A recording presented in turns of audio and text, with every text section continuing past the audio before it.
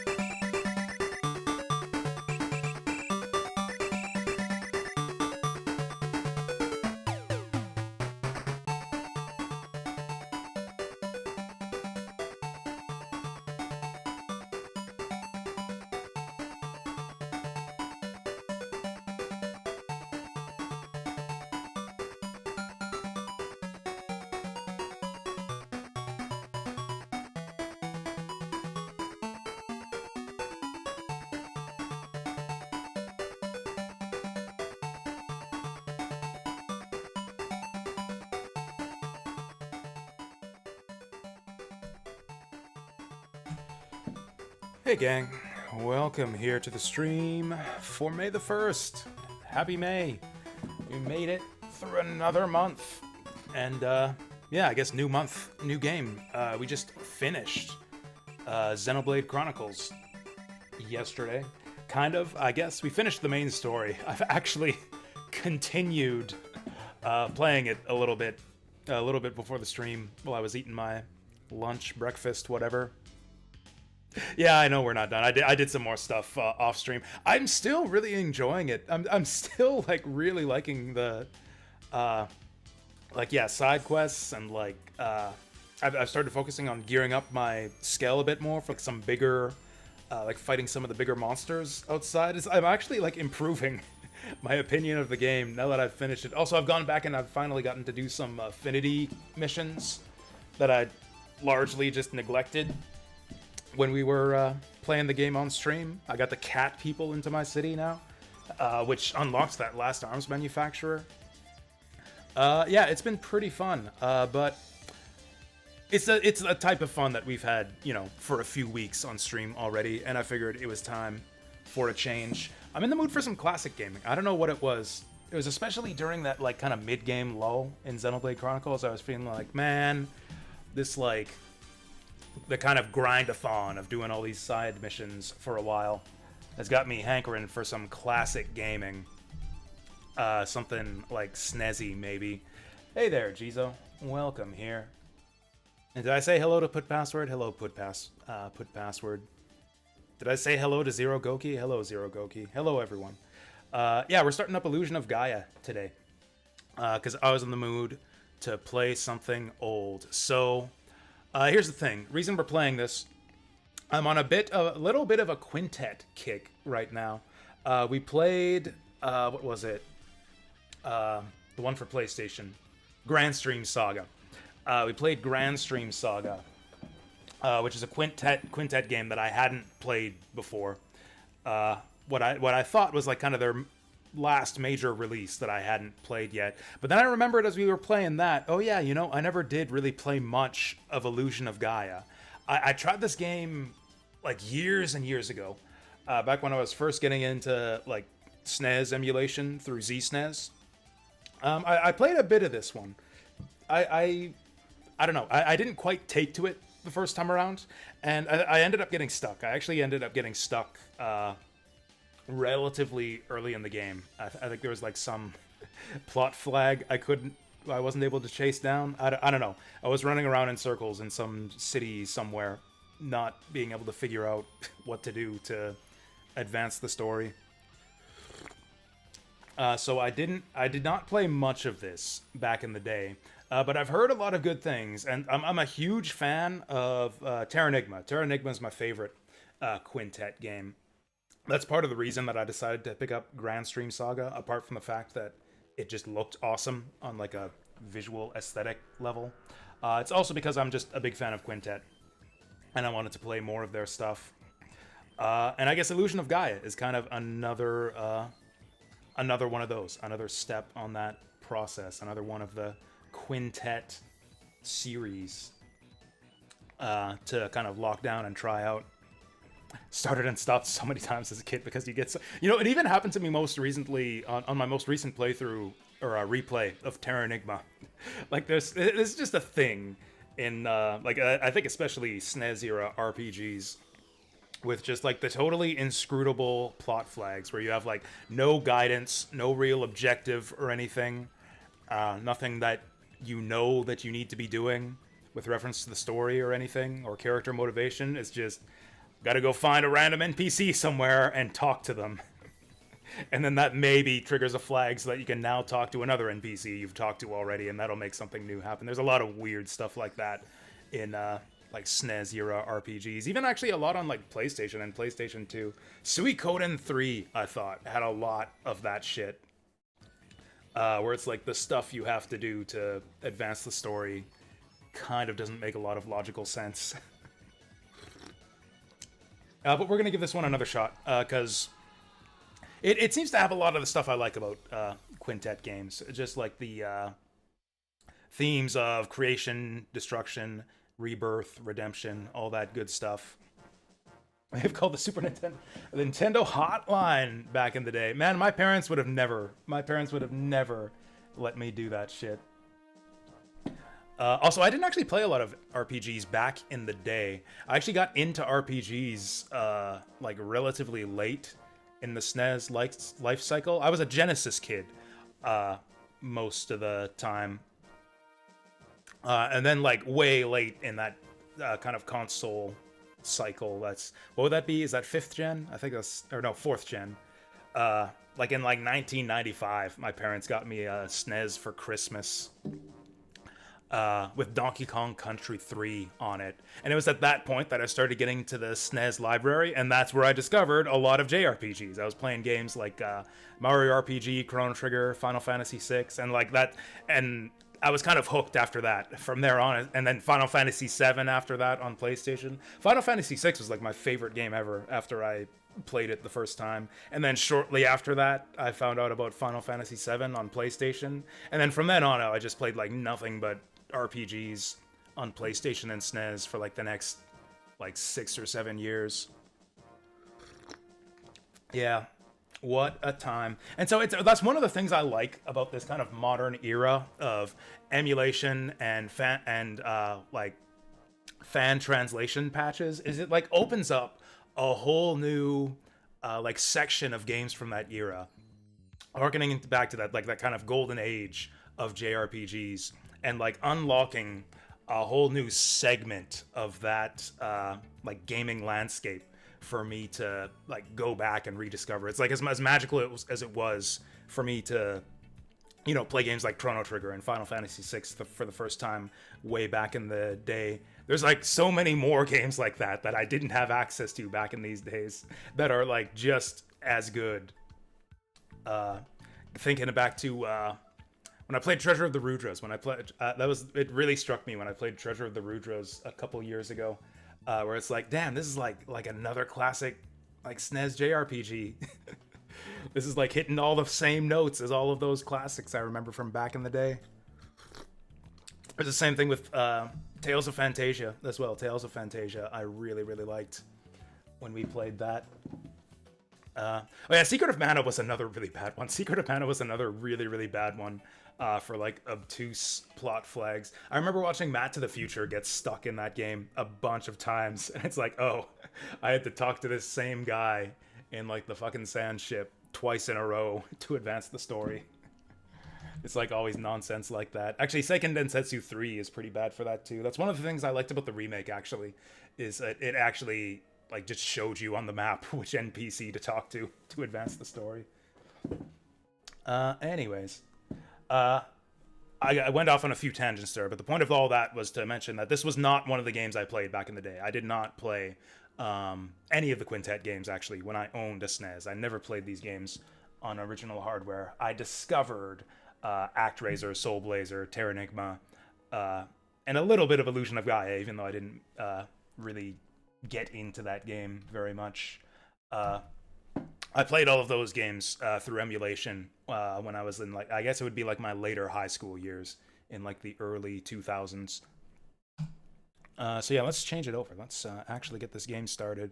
I get in this habit of like doing my preamble about like my history with whatever game I'm playing and why I'm playing it. We can totally just do that. We can talk about all this stuff while we're actually just playing the game. Let's actually play the game.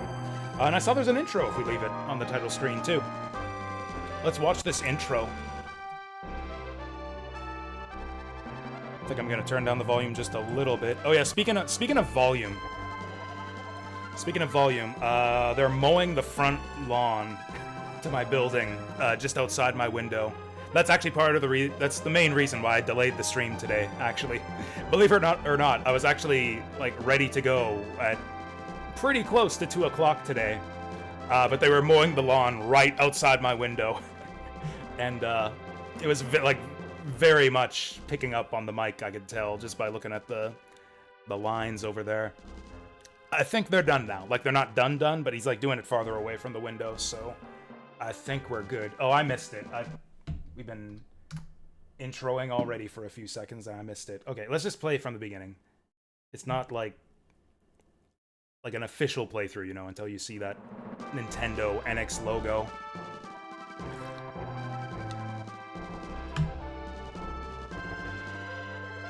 There's something about like watching the logos on startup that like makes it feel, I don't know how to describe it. It's like watching the opening credits of a movie in the theater or something. It's like we're in for an experience now.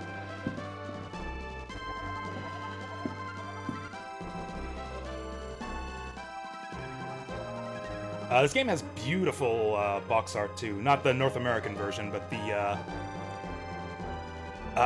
Super Famicom version. The Japanese box art for this game is just amazing. Okay, can we see that intro now? I promise I'll pay attention this time. Oh, it's keeping the music going too through the intro. I like that. Oh, you know what? I didn't really miss anything. I didn't miss anything at all. Oh well. Age of Exploration. I like that. I like the Age of Exploration as a theme, as like a setting for an RPG. Skies of Arcadia did the Age of Exploration thing really, really well, too. I know, I looked over and all of a sudden I was like, oh, the intro's going, I missed it. Rewind, and it's like, oh, I didn't miss anything at all.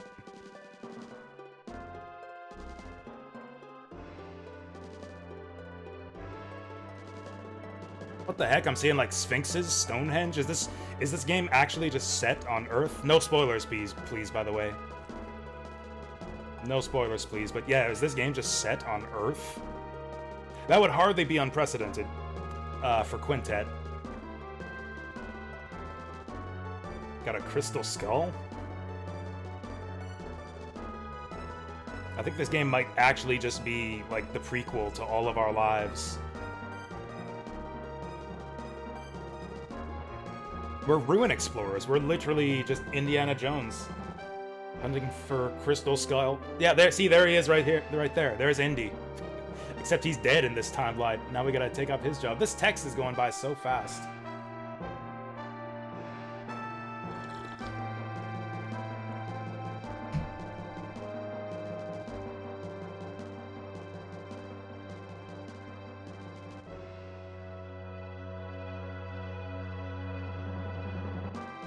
Okay, so that's it. Age of Exploration, ruins everywhere.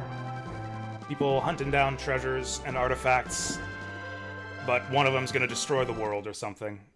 Cool story, great premise. Let's go. Ooh, I like the whistling. Oh, it's the same theme too. Do do do do do do. Almost kind of sounds like the theme from like Back to the Future. Not this part, but like the title screen. FF6 intro was better. FF6 intro is legendary. The FF6 intro is like truly legendary. One of the all-time greats with like the snowfield and the music and everything. It's like operatic. So many things. Even apart from the actual literal opera scene in Final Fantasy VI, so many things in that game are just operatic. Right, I guess we just start a new journey from the beginning in Edward's Southern Cape. Arrangement okay. Oh, I see. We've got, like, buttons. Okay, attack talk, item cancel, item palette, and not used. Why do I want item palette on select when I've got, like, a perfectly good X and Y button?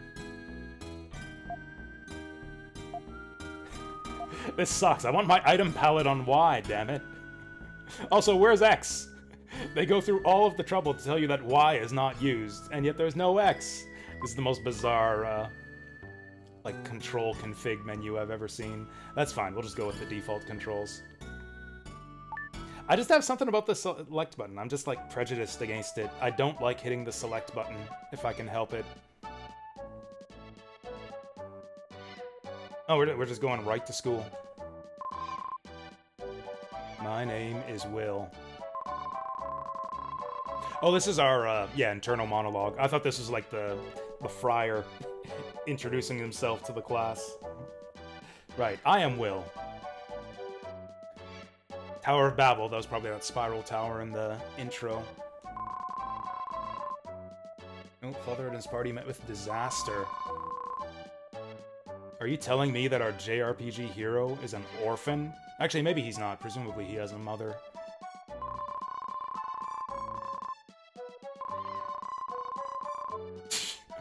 Well, that didn't deter him from wanting to be an explorer, at least. My dad was an explorer, but he died right in front of me, and I ran away. Anyways, I want to grow up and be an explorer like him. Oh, I guess we didn't see him die. I guess he just went missing.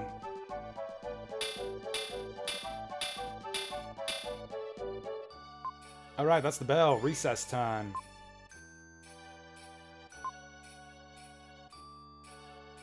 Dang, we got demons roaming the... just like roaming the landscape outside of town here.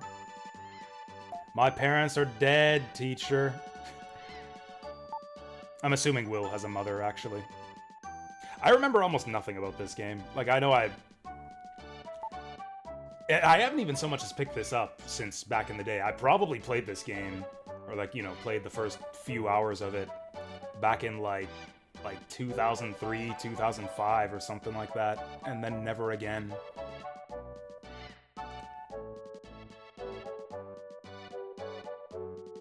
Apparently this kid's staying after school too. Like always, the cave at the seashore. I guess he had to stay behind to remind me where we hang out after class. The world shines on brightly through eternity. Is there any more to that? Okay.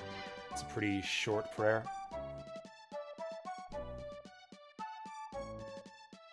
Main character has squall levels of internal monologue. I mean, I don't mind it. I kind of dig how straightforward they were with that opening monologue. Like, we know exactly who our main character is, what his history is, and like his desires too. They set up so much in just like 3 text boxes.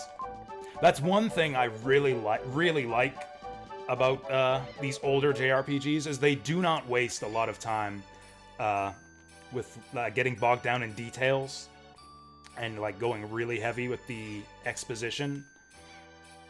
Like, they'll just tell you things. Like, if there's information they need that the writers want you to know, they'll just tell it to you in like the most succinct way possible. It's like, my name's Will. My dad was an explorer, but then he died, but I survived, and now I want to be an explorer too. Like, that's it. That's the setup. That's your main character. And that's really all you need to know to get a story started. Like, the modern RPGs kind of insist on the details. Like, we need to have our characters, like, talking to each other and having conversations in real time, like regular people. I kind of prefer the older style of, like, JRPG writing, where it's, like, almost more... I don't know how to describe it. Oh, hey, I can swing my... What is that? I think it's a flute. I think our main character has a flute on his back.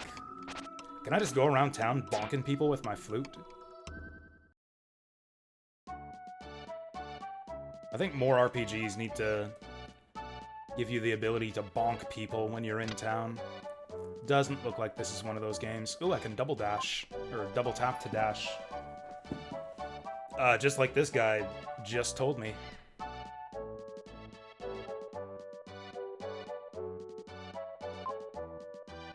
Oh, right, we got demons outside of town.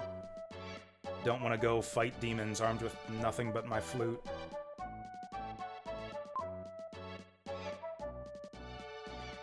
Man, everyone in town telling me to, like travel with my parents, when we very clearly heard in the opening monologue that my parents are dead.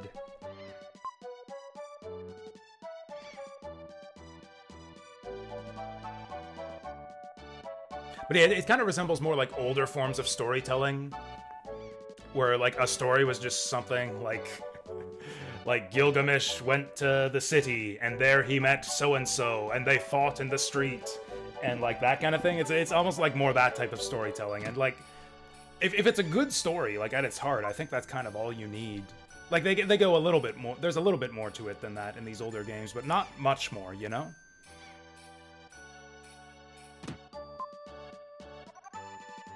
Accidentally oh, this is my house. Oh, I do have a mom.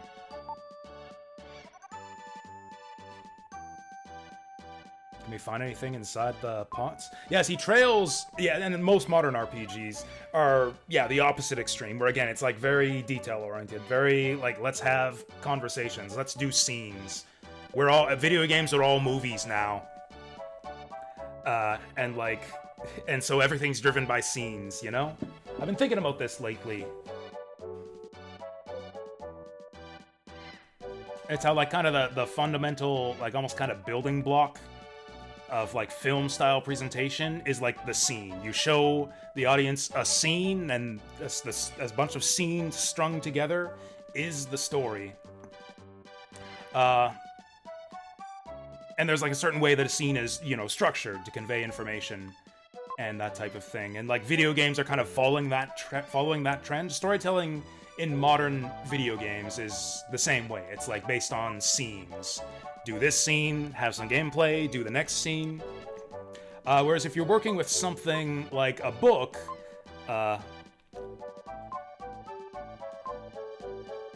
this is weird. So the D-pad will advance the text boxes, but only if it's the last text box in the conversation.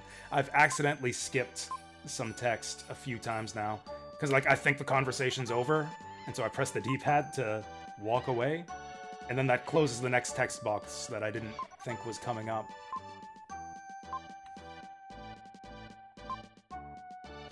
But yeah, like a novel, for example, is not not storytelling based on scenes. You can do more than just like, you know, characters talking in a dialogue scene in a novel. You can like describe scenery, you can like pull things back to any kind of time scale you want, and like describe sequences of events at whatever time scale you want for that portion of the book. And I feel like it's the same in video games. Like you're free to like structure things in different ways. It's like we have the cut scene, the dialogue scene, cinematic style. We also have, like, the town. That's another way of, like, establishing the setting. And conveying information. And advancing the story. Yeah, this keeps happening. Right? Okay, we have to pay attention to that little arrow at the bottom of the text box. When we see that little arrow, that means they have more to say. Don't worry, I'm not on fire, if you say so. I'm doing this treatment for my sore body. The treatment is to light myself on fire. Is this game text-heavy? We'll see. I didn't think so, but we'll find out. I mean, even classic JRPGs are text-heavy if you go around talking to every NPC, which I like to do. But, you know, like, that's kind of me playing the game at my own pace. Like, I can choose to stop talking to NPCs if I get bored of them, or if they have nothing interesting to say. Did I just break my leg? I can stop talking to NPCs and, like, move the game forward if I want to.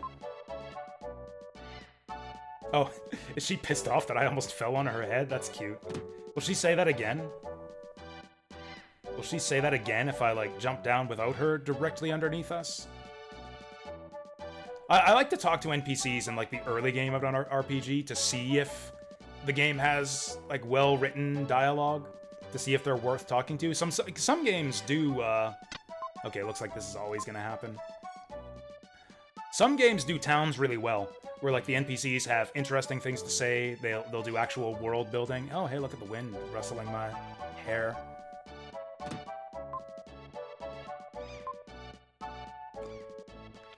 I like how we get our internal monologue, like, telling us about all these buildings, too. It's like, hey, I live in this town.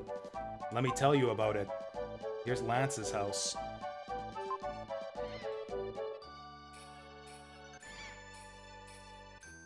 Are there items in this game? What the hell, is she following me down here to make sure I don't steal anything? Which I was totally trying to do. Okay, she's here to remind me of my dead dad again.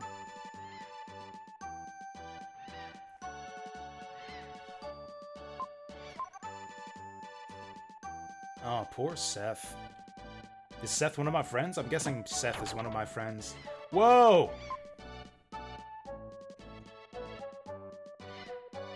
I think Seth's mom just chucked a jar at my head.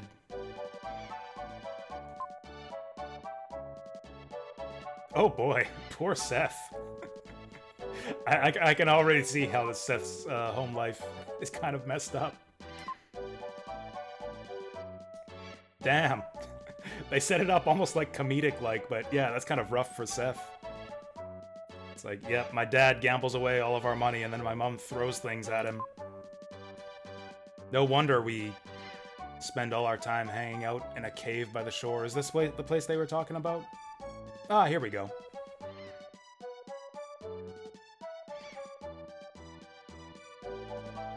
But yeah, it's the mandatory text. It's like the mandatory long dialogue scenes that bother me. I accidentally pressed the button.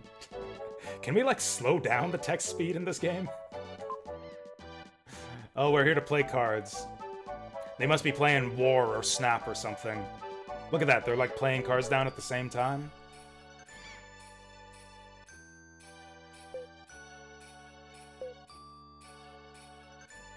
Oh, so this is Seth. The purple-haired nerd with the glasses. Oh, tie hen, tie hen. That's actually probably literally what he's saying here. Oh, the Princess of Edward Castle has run away. She's come to South Cape. Great, I get to be suspicious of every little girl I meet from now on. Are you the princess? I don't think we saw any little girls when we were wandering around town. That would be cool if you could, like, just meet the princess as a random NPC before this and not even know it was her. This game has lengthy sections between dungeons. Yeah, I do remember that. I definitely remember spending a lot of time between dungeons when I played this before. Specifically getting stuck between dungeons. It's like, oh, a princess in town. Who gives a shit? I thought it was, like, real news.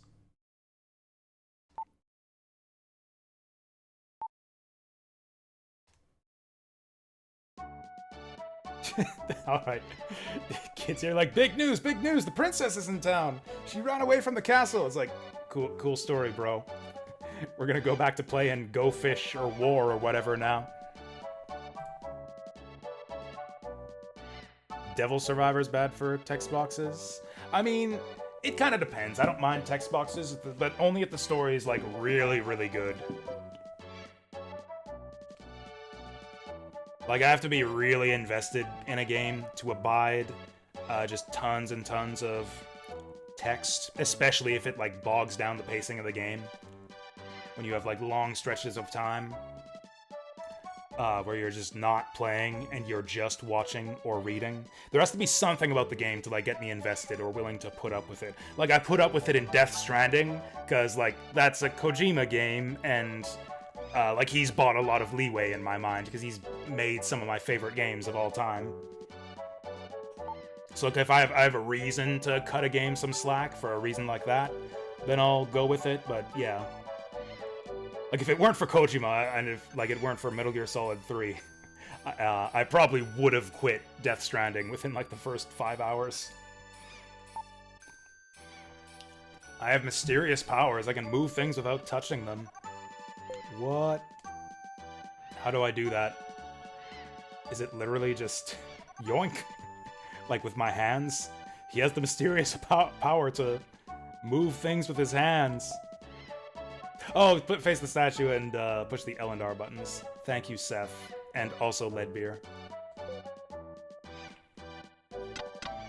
Cool. It's like Miroku's wind tunnel, except with a flute.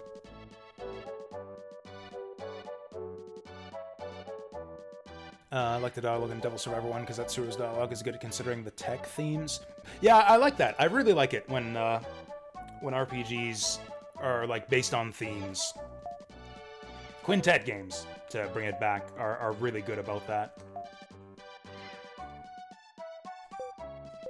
Oh, pick a card, any card. Okay, I know this game. Pick the one that's the Ace of Diamonds.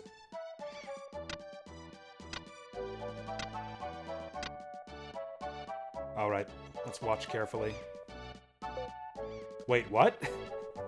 I thought this was gonna be like a 4-card Monty type thing. I thought we were playing the Marco Shell game. He's not even gonna show me which one it is and then shuffle them around? I just have to guess. Oh, damn it, I did it again. Yeah, apparently I can only move these statues with these weird faces on them. Alright, this one. It's the Ace of Diamonds, of course. Is it just always the Ace of Diamonds no matter which one I pick? Oh, is the idea that I'm psychic, too? I can move objects with my flute, and I'm psychic? Yep, there it is. Yeah, that's the magic of, game design. Most people have 5 senses. Sight, hearing, taste, smell, and touch. Don't forget fashion. Some people have fashion sense, too. Damn it! I keep pressing the D-pad when I think the conversation is over. And then there's one more text box and it skips right past it. Ah. Okay, hopefully they didn't tell us anything important.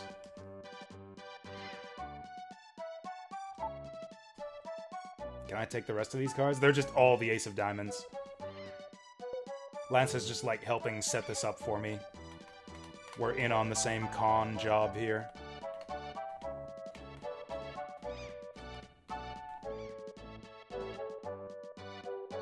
Yeah, that's a neat little party trick. One to pull out. You can just pick any card from the deck and I can turn it into the Ace of Diamonds. Oh, it's already dark.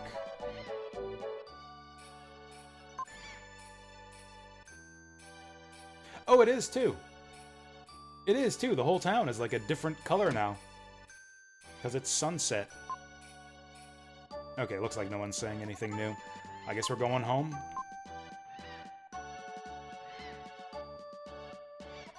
Which house was mine again? I think it was this one. There's a pig in my house. He's wrecking the room! Why is there a pig in my house? That's a good question. Well, I guess we're having ham for supper tonight. Can I, like, drag him away from the shelf?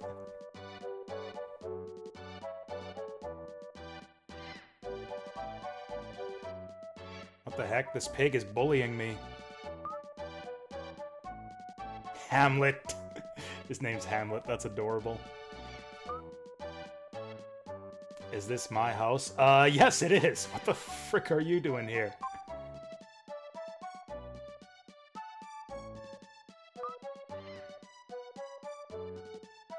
This random hoe just comes into my house, brings a pig that starts wrecking all my stuff, and then she tells me I look shabby. Should just throw her right out. Oh, well, excuse me. This is the princess, isn't it? I said I was gonna be suspicious of every little girl we met. And I didn't even draw the connection. This is probably our princess. Well, excuse me, fill in the blank. Your father? Mother? Not here. My parents are dead. How many times do I have to tell you people?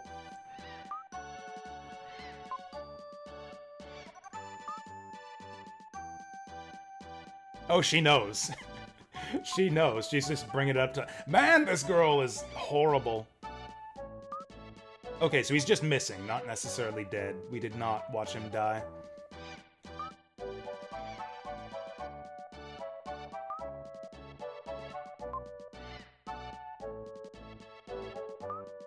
This girl is so weird. What is she doing here? And that's it. That's it. This is such a weird scene. Okay, okay, so that's our aunt and uncle upstairs. We live with our aunt and uncle. Can you guys explain why this weird girl has barged into our house? Okay. Oh, sorry. Sorry, Will. I was too busy singing opera to make your dinner. Aw, that's cute. Okay, I guess she came in here to sing with her. Maybe she's getting singing lessons. No! Oh, is she gonna get kidnapped? And we're gonna have to go rescue her? I hear the sound of a girl screaming! Well, guess we better very, very slowly walk down and check it out.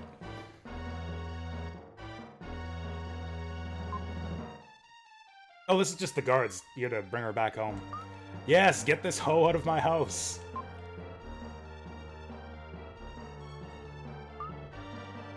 Oh my god! This girl is horrible!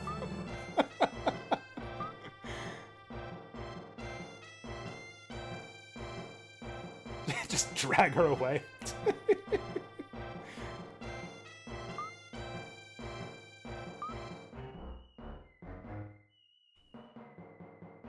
Really? Because I would not get the sense that she thought of me as a good friend from the way she was talking to us.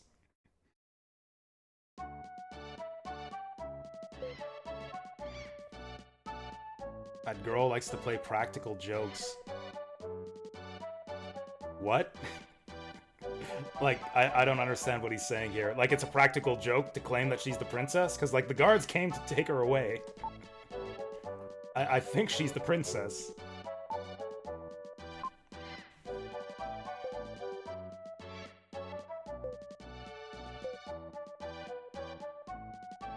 Alright, we're setting up Chekhov's prison here.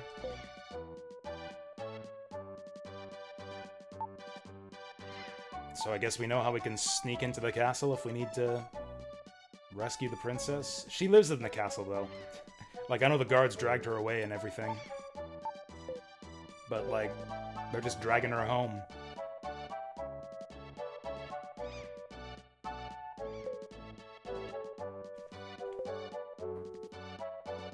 Wait, what did he say? Licorice and rice and mouse fritters. Bro. Oh boy.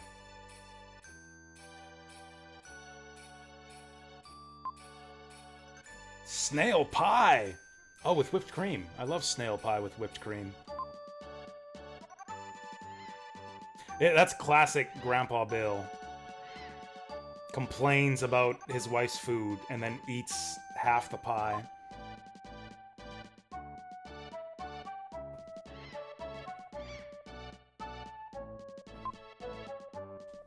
Oh, and then next morning, something began to happen. Alright, what's happening?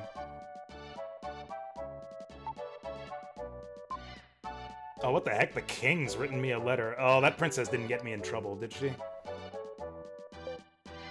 Bring the crystal ring from Ullman's things to Edward Castle.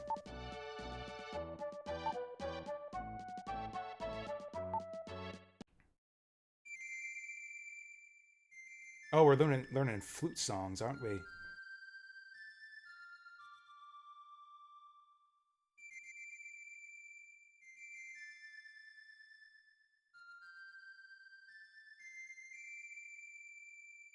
We learned Lola's Melody, which she said, I guess will calm us down if we're in a bad mood.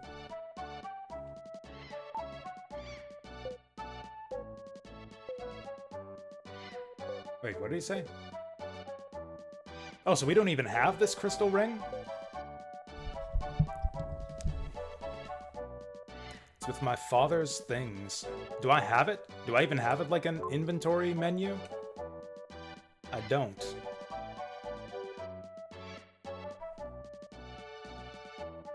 So, do I go to the castle now, or do I go to school?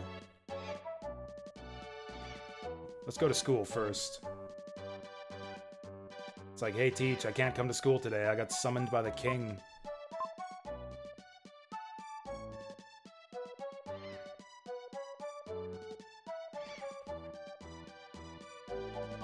Whoa! I doubt that anyone in town has anything new to say.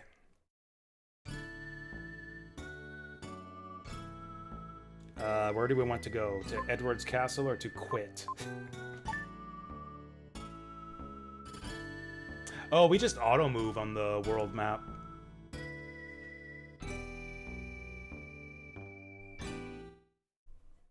Put in all that effort for the Mode 7 world map.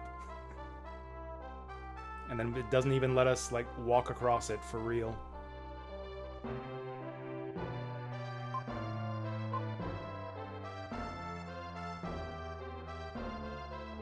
Dude just assumes that I'm an intruder without even asking for my papers.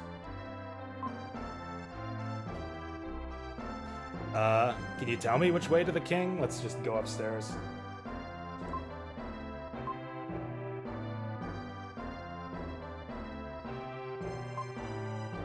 Aw.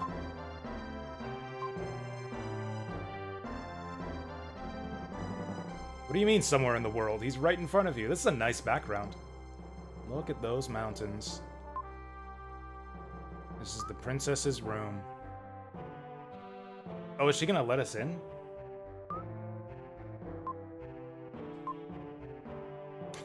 Shabby boy. Oh, I know exactly who that is. Oh, he's just gonna say it's him.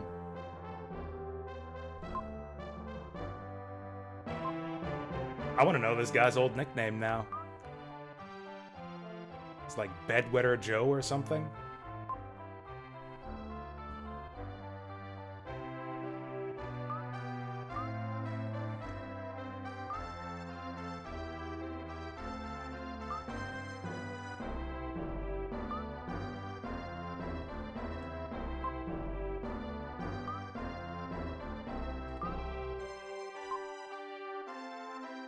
Oh, so she like kind of has a reason for wanting to run away from home.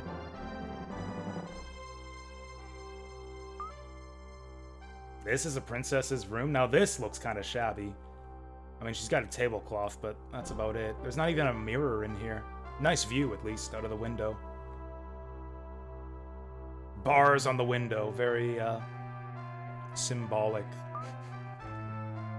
Like a bird cage.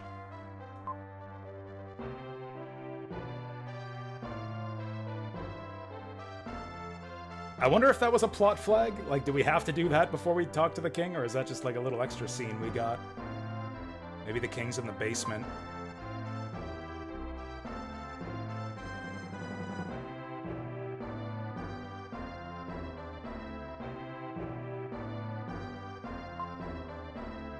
Ah, here we go. Damn it. Oh, there's our king. So we were told he's, like, gone crazy or something. Is he gonna throw me in jail when I tell him that I've lost the ring? Man, people keep saying that. Well, we better not lie to him.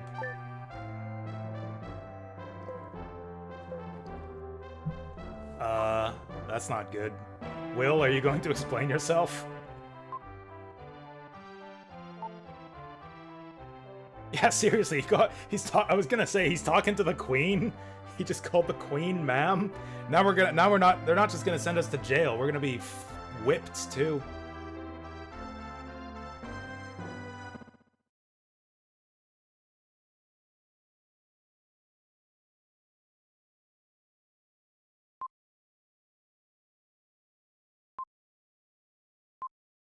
I guess we're just gonna rot in jail now.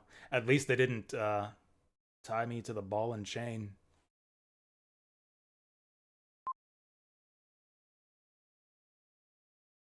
Or shackle me to the wall. Yeah, things, you know, things aren't so bad.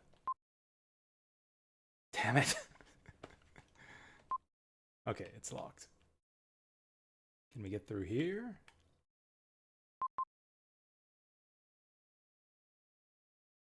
Oh, the signs of life. He's talking about the green moss. See, this is part of the reason I like quintet games. You get dialogue like this. This moss has seen 1,000 prisoners come and go. They must have been encouraged by signs of life in their cell. I mean, I still got my flute. I still got my flute, which I think is my only worldly possession, so yes. Can I, like, drag something from outside the cell? Yeah, I figured it would be, just a timed thing. Even moss drinks water. Is that a Japanese saying or something? Score! Oh, never mind. It's actually the worst thing I've ever tasted. It's not even snail bread.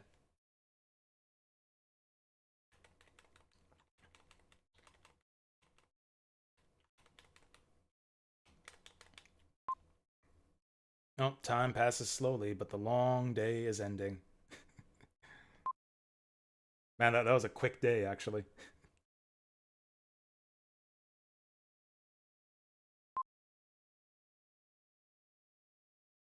Don't even get a frickin' bed in here. Just gotta sleep on my feet. Also, I don't know if we get a phone call. Not only is this, like, not a democracy,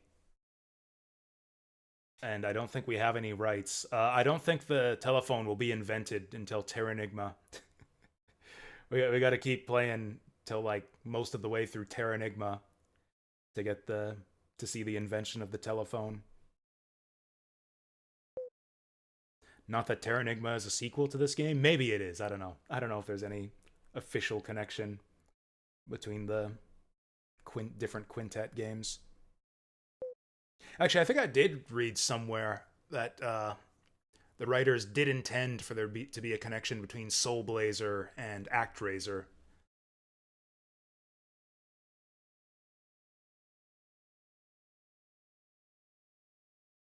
Like, I think the god that you serve in Soul Blazer is the master from ActRaiser.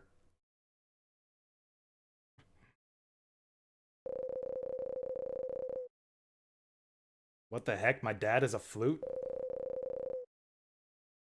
I think I'm going crazy. They put something in that hard bread. No, you deserted me. Yeah, this is like my one lifeline here. I'm not gonna talk back to my dad. I want him to get me out of jail. Hi, Dad. I'm in jail.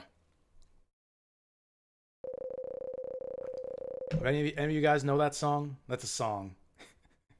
Hi, Dad. I'm in jail.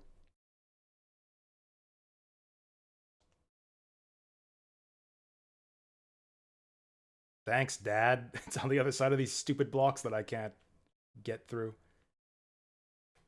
There we go.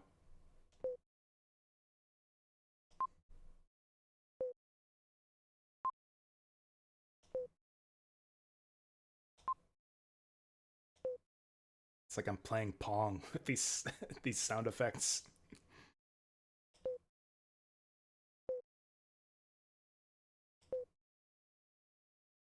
Pilgrimage to the ruins to find the mystic statues.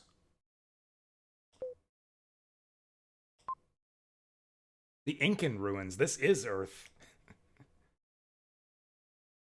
This might actually be a prequel to Terra Enigma. Oh, is Hamlet gonna bust me out? He just spits up the key. Oh, what luck. That's so lucky. This pig just happens to have the key. Oh, it's tied to its tail. That's so cute.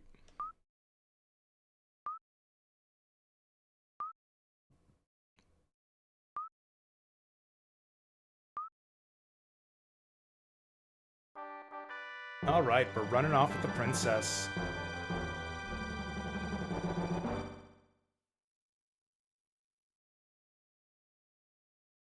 I guess we did get our phone call after all. uh, is this not the key to the jail cell they gave me?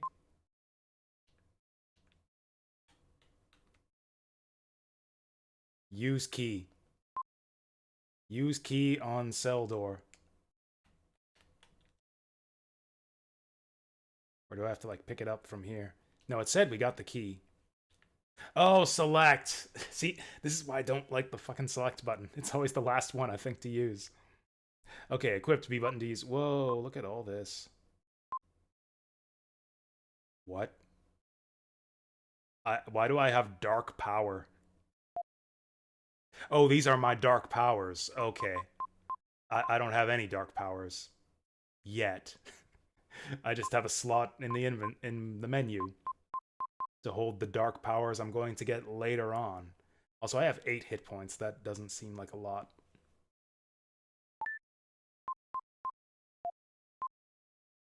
I do like this menu. This is something they did in Terra Enigma too, where like the menu is like a physical space. In Terra Enigma, it was actually Pandora's box. You would like jump inside this box. Oh, hey! Hey, Solar Cell 007. Thank you so much for the raid. Welcome, raiders. We're just starting up Illusion of Gaia today. I was in the mood for some just traditional, classic JRPG goodness, and this is one that I haven't really played before, or at least haven't played much of, so I thought we'd give it another shot since I'm a big fan of Quintet games.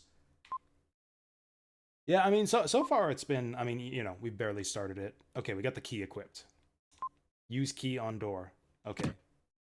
This is the kind of game where you have to use key on door rather than just use it automatically. What is this? Oh, we can go into the, yeah. The little pocket dimension where we save our game. You know, Gaia... This game might be connected to Terranigma. Because, like, Gaia is a character, or not a character, but like a god in Terranigma as well.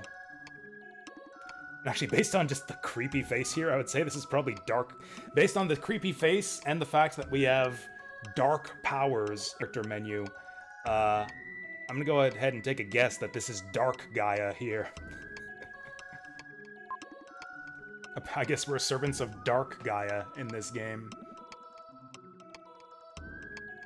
That's the trilogy, Soul Blazer, Illusion of Gaia, Terranigma.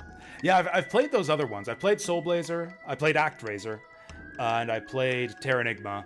I played a little bit of this one, like, back in the day, back in, like, the mid-2000s, but I didn't make it far. I got stuck relatively early in the game.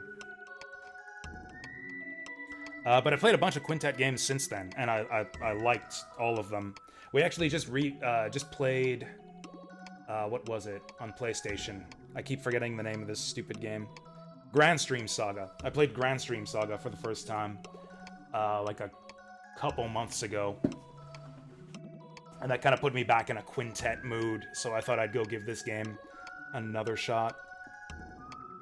When you defeat all the enemies in an area, you will get a jewel that increases your abilities. Press the start button to see location. So I guess we want to clear every single dungeon, find the demons, and defeat them. This guy telling us to do that kind of looks like a demon. Alright, let's continue. Alright, so we got our first dungeon. It's kind of eerie, there being no music here. I see a guard out there. We probably don't want to go this way. We can if we want to. Oh, he's in jail. This is a jail cell, not like the reception area. You sure about that, bro? Door's open if you just want to walk out. He's like, no, it's scary out there. I like the inside of my jail cell. It's nice. I like it here.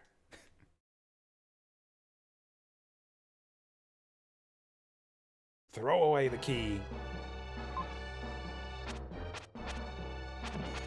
Dude knows how to rock that pistol. He does like a big lunge forward. Look at that. That's like a fencing thrust right there. Extend that range. Oh, so not like every monster in the dungeon, but every monster in the room. That's what the guy just told us. Okay, so that's our incentive, to fight every monster.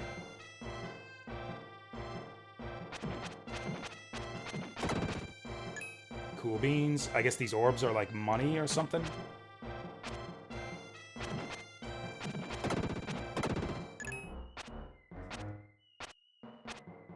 Okay, we can do like a little slide thrust if we attack while dashing. How did I do that? He like does a little jump forward sometimes. Yeah, how did I get him to do that?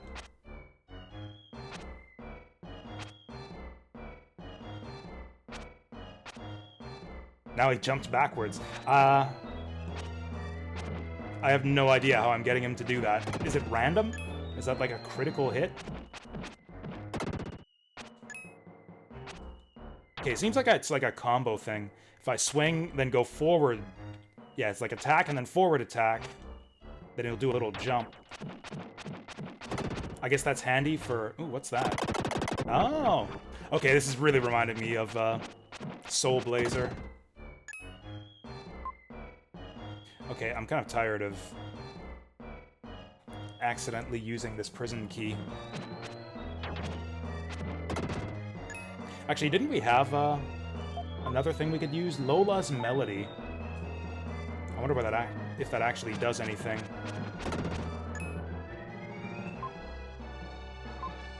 Nothing happened. Okay, I guess we can use that to, like, follow enemies as they get knocked back.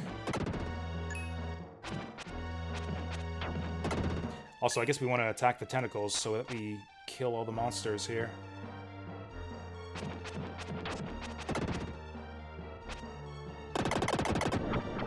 Let's go get the other one so we can get that heart up. Booyah. Oh, it's not just hearts. We can increase our other stats, too. Groovy.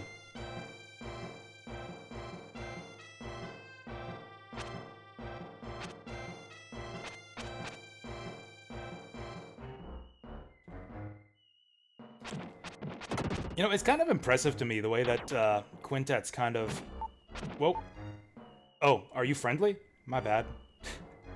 Sorry, little dandelion puffball. The way Quintet's kind of refined this, like, kind of action RPG formula. Because, like, the controls in this game are a lot, come here or the demon will get you. Just feel like a lot smoother and more responsive. Like, we got diagonal movement in this game. We got, like, this little jump combo attack we can do. Like, it just feels a bit more advanced compared to, Soul Blazer. And then Terranigma's even more advanced than this. They add, like, the jump attack and all kinds of different moves you can do in that game. This kind of feels like the evolutionary link between, Soul Blazer and Terranigma. Which I guess it basically is, being the, you know, second game in the series. I really should have played this game a long time ago. Oh wait, that's right, we can do this. Being a fan of Terranigma, it's like just natural that I should play this. To see how Quintet kind of got to the point where they could make a game like Terranigma. I've seen mixed opinions on, like, what's the best in the Quintet kind of series of action RPGs. Like, I've seen people say that all three of them are their favorite. I've seen people who say, like, oh, Soul Blazer is the best one, or Illusion of Gaia is the best one. I think I've seen most people say Terranigma is the one they like the best. That's definitely my favorite of the ones I've played, but I haven't really played this one yet.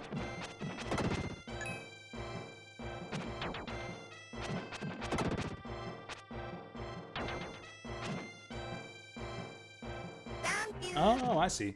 Yeah, is that LL or IL? I've got a font here. Anyways, Mr. Caster, thank you for the follow. Much appreciated.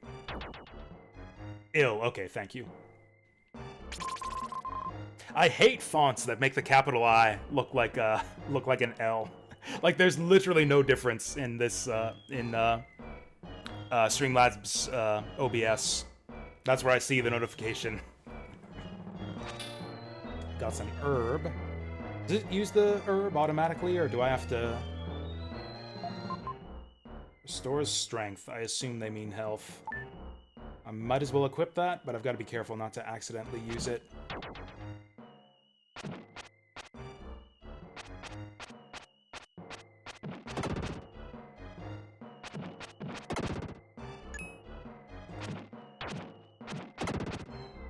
I guess killing this guy will probably open up the way. You know what? It looks like we do actually do more damage when we do that jump strike.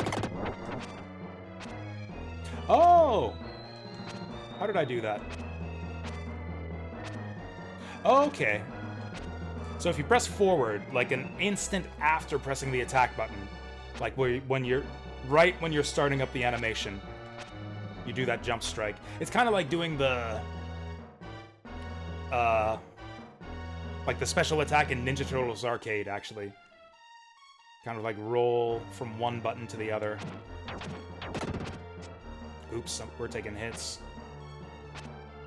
Or it's like you press one button and you press the other an instant later. I'm digging this jump attack. Woo!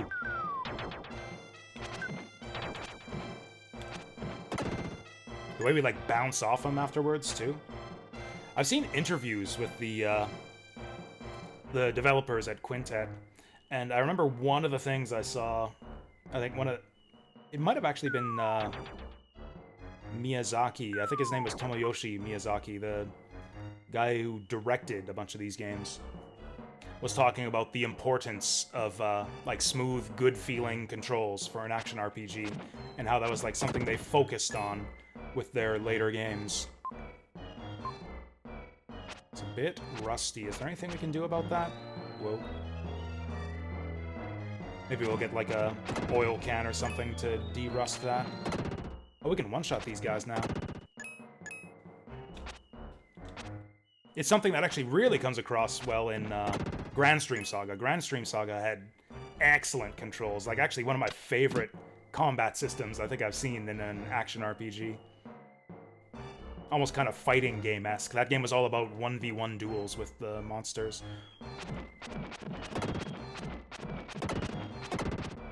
Almost like a fighting game, action RPG hybrid, but with like kind of simplified controls over your standard fighting game. Tight controls or loose controls? There's so many like words people use to describe controls in games. It's like, oh, the controls are very tight, very smooth, very crunchy. I don't know what any of those words mean in the context of like game controls. Hey, we got a red jewel. Also, there's a ghost here. Oh, we gain a life by collecting dark gems. What is this, Super Mario? Oh, I guess that's our dark gem counter on the top right there. I suppose tight means like instantaneous. Tight is like instantaneous, where like you press the button and then stuff immediately happens. Whereas loose, I don't know how to describe loose controls. I don't know. What's an example of a... Okay, so Zero Mission is tight, Super Metroid is loose. I think I generally prefer loose, actually. I think loose controls are more interesting to me.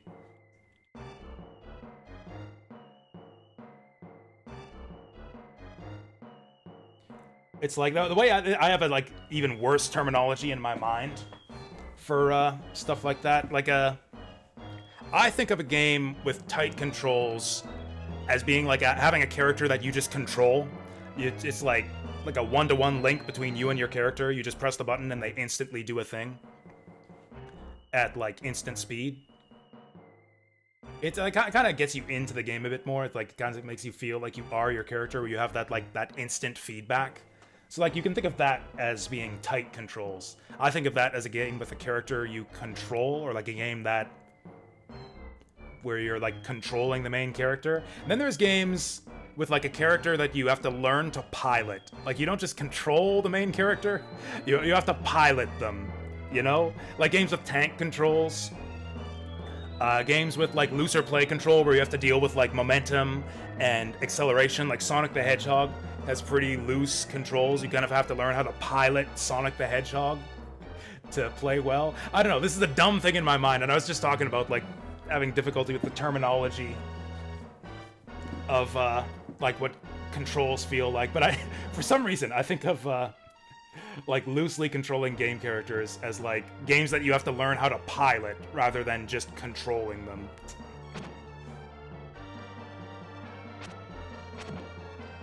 Did that even do anything? Looks like something's happening. I think I generally prefer games. We'll stick to the common terminology. We'll call it loose controls. I think of this like in my own mind as like games where you have to learn, games that you have to learn to pilot correctly. I think of that in my own, of it that way in my own mind, but for the sake of being understood better, yeah, I'd say I generally prefer games with loose play control. Because they generally like allow for like more complex and like interesting interactions. Like you can often do interesting things with the controls with your characters in games with more loose play control. It's also very rewarding to like learn to master the controls of games like that. Like there's not, I mean, I guess you can add. That's not in what I'm trying to say here. You can add some extra depth to games with like tight play controls by like adding extra moves. That's what a lot of games are doing nowadays. You'll have like fighting game move inputs and like add like a whole range of different abilities. Try playing the flute, play the melody. Okay. Like I was gonna say that like, oh, games with tight controls, you don't really have to learn to play them well. You just play them, and it's all very instantaneous and intuitive. But that's not entirely true, because like you can learn to play Symphony of the Night well. There are subtleties to like a game with instant play control or tight controls like Symphony of the Night, where there's like stuff like the dive kick that requires like a bit of finesse to do correctly. That's kind of the main thing in Symphony of the Night. But like you can do tricky stuff even if with games with tight play controls. I suppose that's the thing I really like, is games that let you do tricky stuff, games that are rewarding to master. Which tend, in my experience, to be games with more loose controls. But they can also be games with tight controls that just have like a whole range of different options and different things you can do.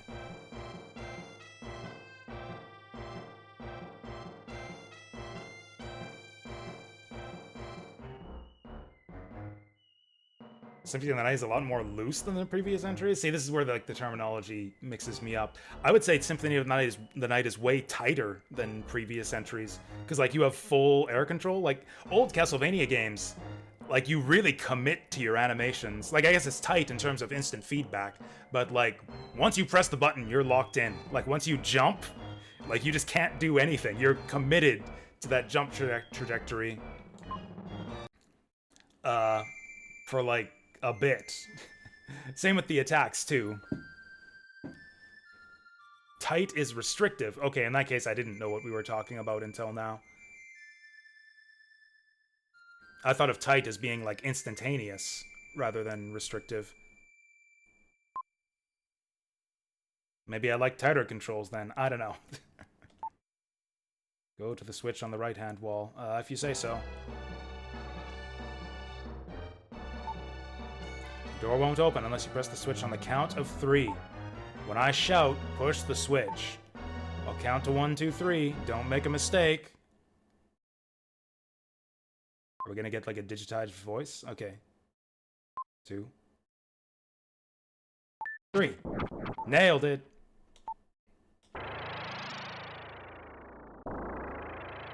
Whew, barely made it.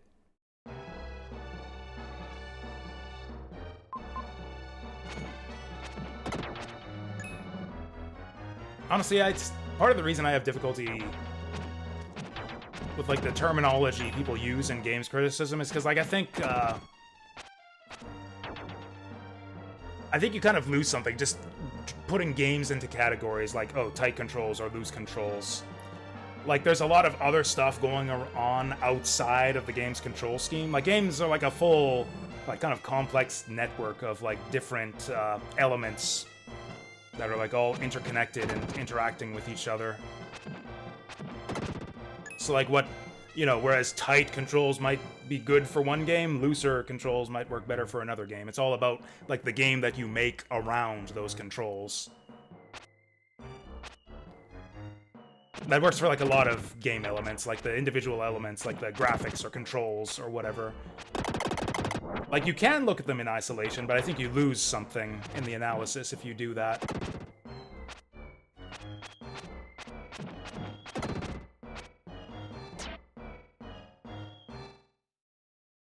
Do we get to save now?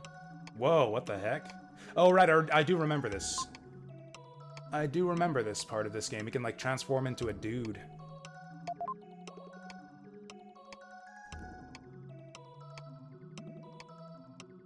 Yeah, they're not meant to be pejorative, but like some people will use pejorative terms to describe game controls. Like you see the term clunky thrown around all the time.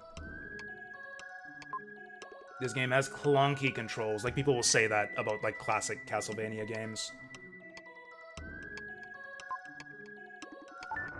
But then like people apply it in such a consistent way that you kind of get a sense for like what clunky controls feel like, the same way you might for like tight or loose controls. Like based on the way that people criticize games with clunky controls, I typically like controls that people would otherwise describe as clunky in a pejorative way.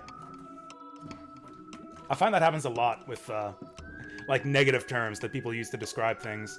Like, a lot of my favorite science fiction series get described as boring by a lot of people, so, like, I think of myself as being a fan of boring science fiction. because that's just the way people describe a lot of my favorite sci-fi, like Banner of the Stars and Star Trek the motion picture, stuff like that. Like I just see people say constantly that like, oh, whatever sci-fi series that I really, really like is boring, or whatever game that I really, really like has clunky controls. It's like, okay, I guess I am a fan of boring sci-fi and clunky controls.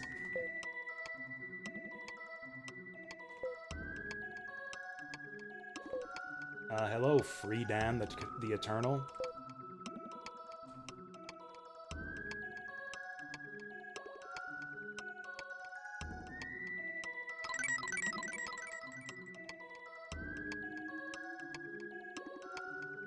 Alright, I guess I'm Free Dan now. Feeling of tightness and control scheme is just a feeling you get playing Castlevania? Maybe. It certainly has that instant feedback that I was talking about. You really commit hard to your moves in Castlevania, which is a thing I like. Something I like about Dark Souls, too.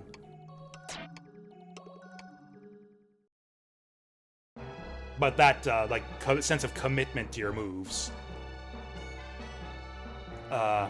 it's kind of, I guess, something kind of separate from tightness. Oh, this guy doesn't have a flute. Does he have my other items?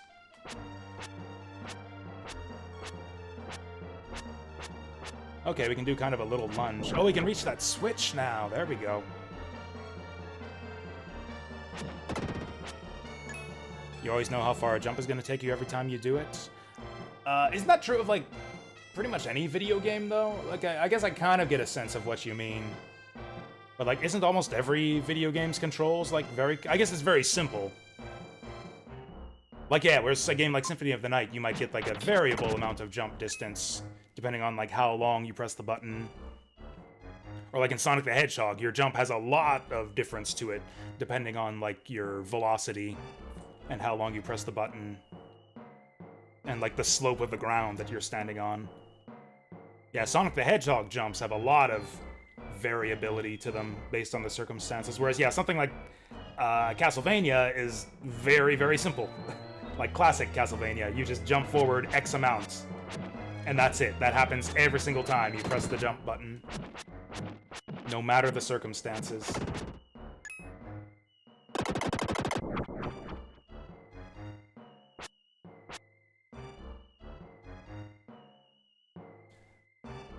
Frustrating when you want a bit more control. The thing is, you can kind of learn to pilot a game with loose controls better, and then it feels really rewarding. Like the bumper traps in some Sonic the Hedgehog games are an example of where I see that can get really frustrating. It's like, I'm getting bounced around like a fucking pinball. I have no control here.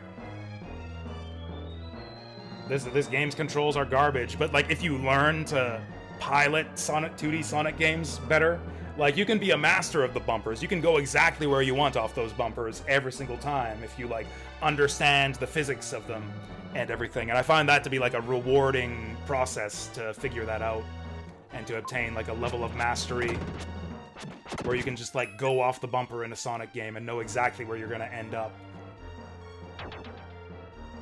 And again, kind of do advanced, tricky maneuvers with that.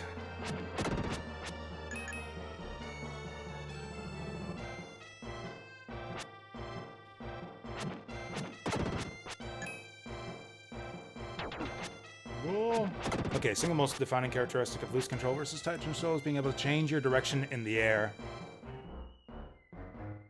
Yeah. And I guess in that sense, would like the original Mario Brothers be tighter than the later ones? Because you have way less air control in Mario 1 than later Mario games. That's one thing that I found like striking when I went back to play Mario 1 several years back. It's like, you actually have very little air control in this game. Like, so much of like how your jump works in Mario 1 is like restricted based on your momentum going into the jump. Like, you have a totally different type of jump depending on your speed before you start the jump. The amount of aerial control you have is like kind of based on Like, other factors before you even press the jump button. Whoa. Oh, defense up.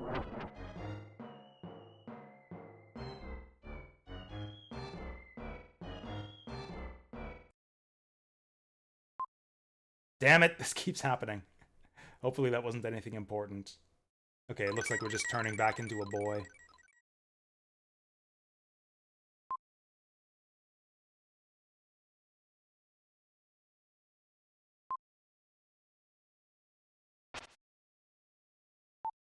Hi, kid. Oh, this girl's a shape changer too.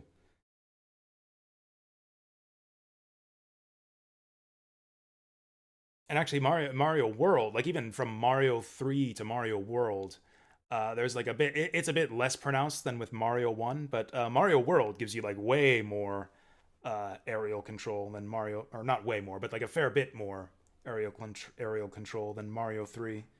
Like you can just reverse directions midair way easier than you can in Mario 3. This is Lily, an Italy girl.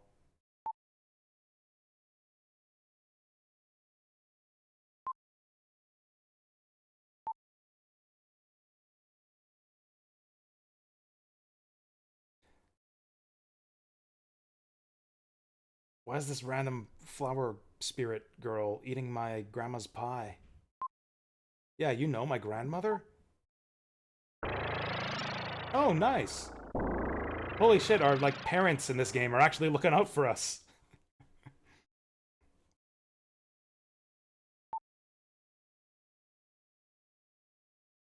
Oh, this is the... Oh, of course, yeah, this is the dandelion thing that was floating around me. Already, we're seeing, like, some really intriguing stuff in this game.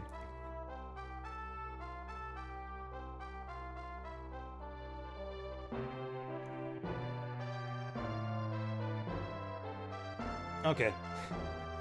Looks like the guards have all gone home for the day. Do they not have a night shift or something?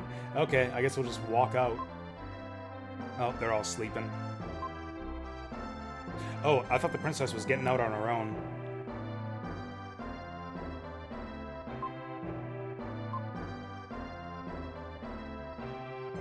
Alright, I guess we're abducting the princess.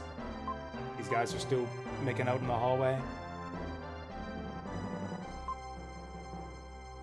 These are the worst guards in the world. Maybe the princess put, like, sleeping powder in their food. Oh, his nickname is Old Snorehead. It all makes sense now. She's right, Hamlet is totally adorable. He has some kind of strange pig power. Okay, I guess we'll see that power manifest somehow later on.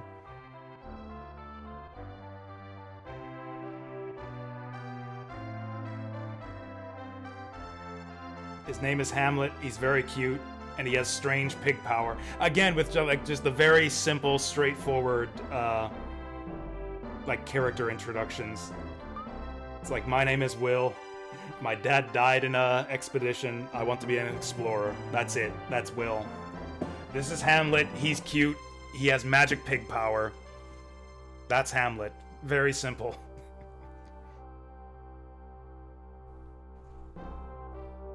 We just introduced the character in very plain speech in like 3 sentences.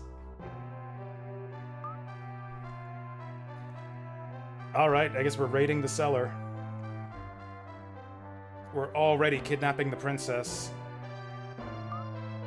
Damn it! Can't imagine, but yeah, we're already kidnapping the princess. Can't imagine that stealing some food will add too much to my sentence when we get caught. I couldn't actually read what she said. Is she gonna tell me that the food is somewhere else?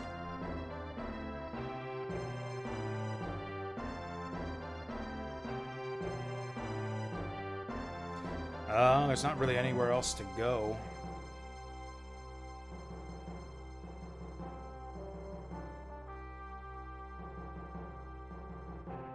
No, it must be down there. Or did she mean, like, go back to my room and get, like, some candy bars that I stashed under my pillow? This is becoming a real problem. I'm sure the princess just told us what we're supposed to do, but I was pressing the D-pad, so it just skipped that text box. There we go, interact with the open barrel. It's that simple.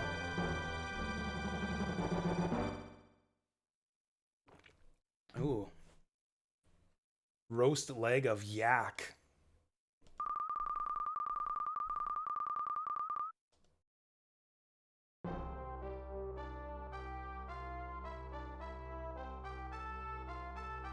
And then once the yak runs out, we've got Hamlet as our emergency food supply.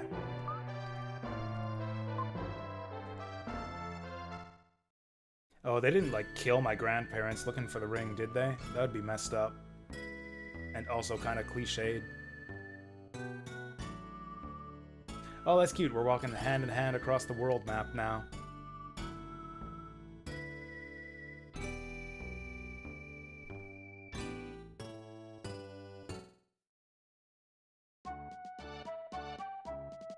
Oh, dang.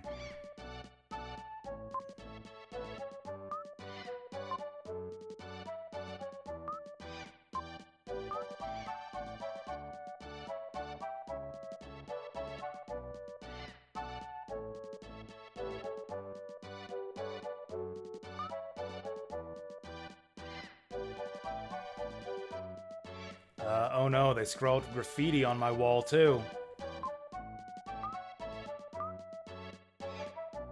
Oh shit, the jackal's here.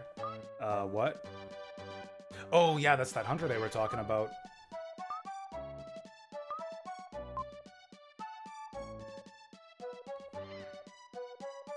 Oh, maybe the flower girl knows something.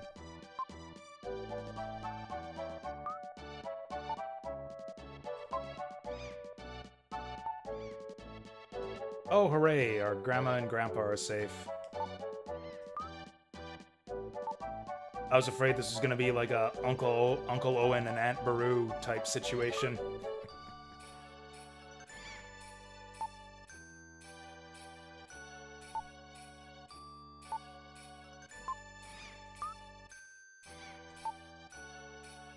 I feel vaguely insulted at being called a ordinary person just now by Lily.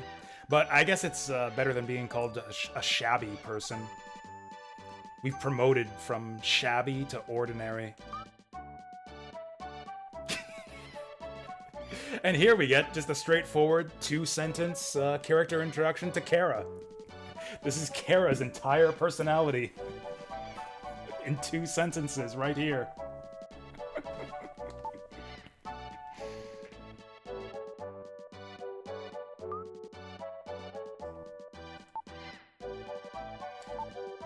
Should we meet the townspeople? That might be a good idea. See what people have to say about the whole, like, the king's soldiers ransacking my house situation.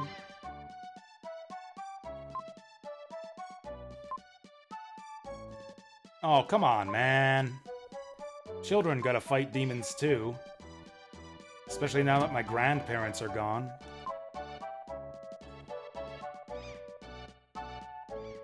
Okay, this doesn't seem like the kind of RPG where we can just find random items in people's dresser drawers and stuff. Oh, there's a dude down here. Let's go talk to the priest first.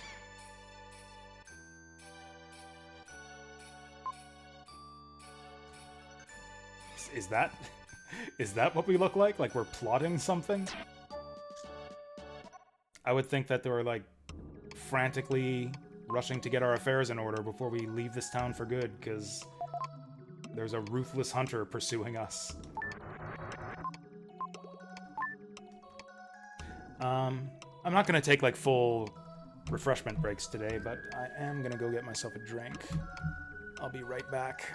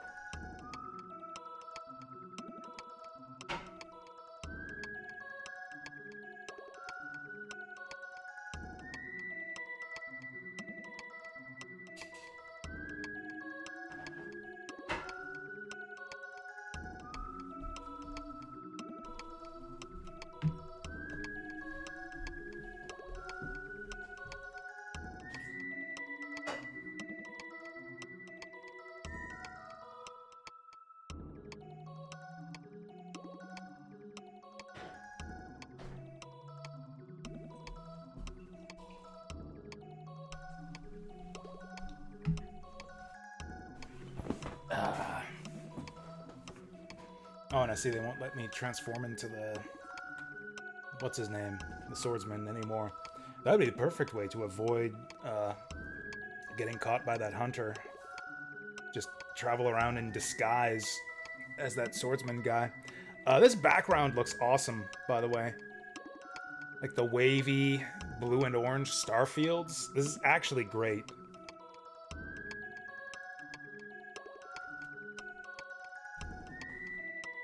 I could actually just stare at this for like 10 more seconds. This game looks great.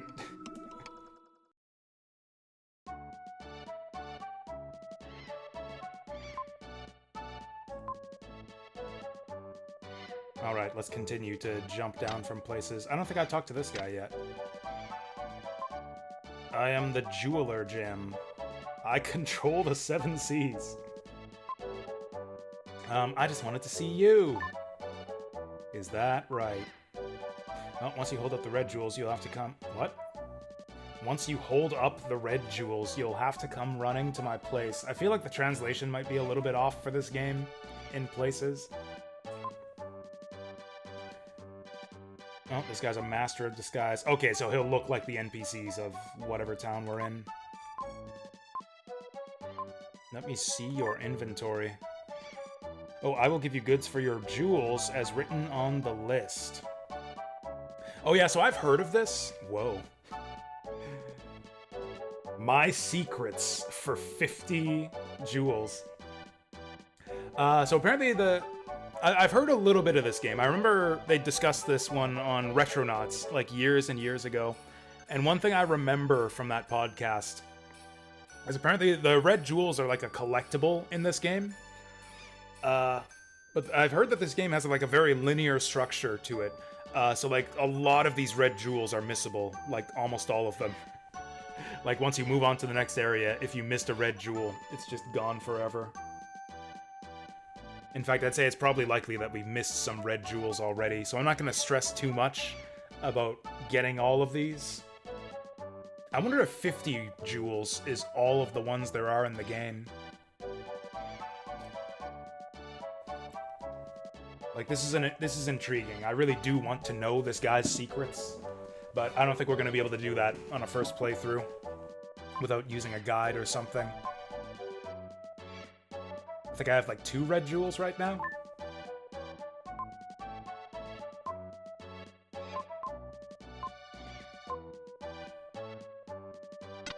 I guess we had 2 red jewels. Oh yeah, I guess we should say goodbye to our friends.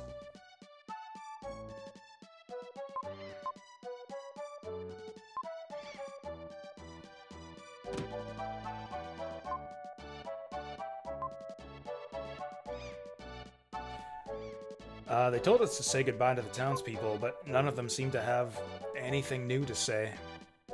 I guess the main thing is to say goodbye to our friends.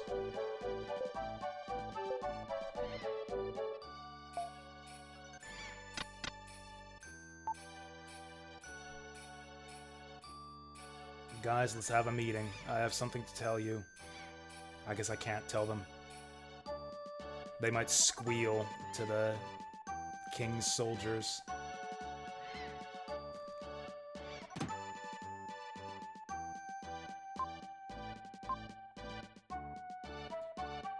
Like, the princess told us to come back to town to say goodbye to everyone, but is there actually anything we have to do here to advance the plot, or is this just, like, our last chance to pick up any red jewels we might have missed?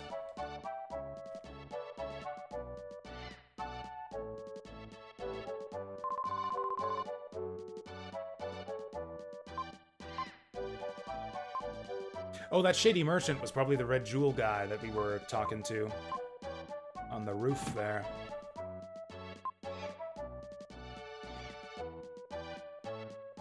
I guess that's it. I guess we're leaving.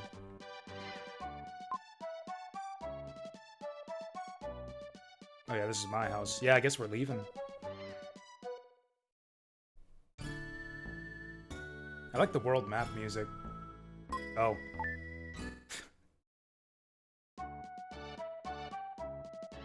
Okay. This is gonna keep happening in this game, isn't it? Oh, so I guess there is something we have to do here. What could that be? Have we been inside here yet? We did.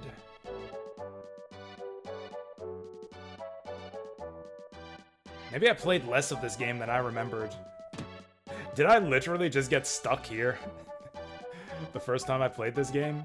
I think I might have. I think... Oh, hey, I found a red jewel! Shit, so we do have to collect... So we do have to search every frickin' pot, barrel, and shelf looking for red jewels.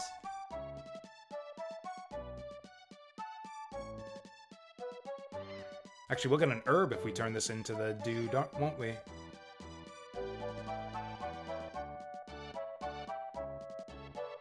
Is that what we have to do? Do we have to find all the red jewels to progress the story? I thought they were missable.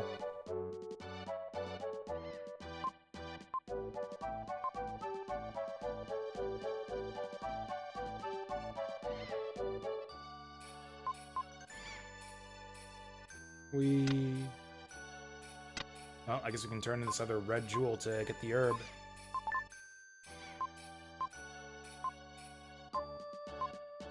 Can I have more than... Oh, okay, it highlights the ones that you've got already. 2 more for a defense force.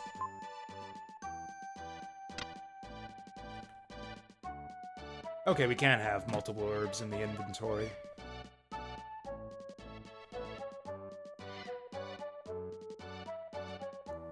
Actually, is the princess no longer following us? Maybe I should go... Oh, maybe she's still hanging out in our house. Maybe we have to talk to her to get this journey underway. I thought that our house was empty. I thought this was like a, you know, type of JRPG where the party kind of assembles inside the main character and is not seen when you're running around. Yeah, I thought these two were with us, but they're waiting for me. Back home. Okay, let's leave.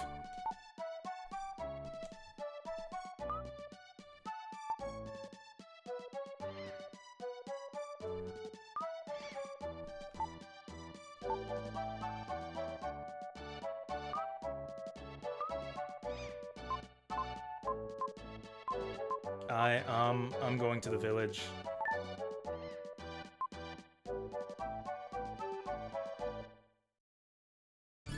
This princess has done nothing, or I was gonna say she's done nothing for us for me to consider her my friend, but I guess she did help us break out of jail. Alright, off to Ittery Village.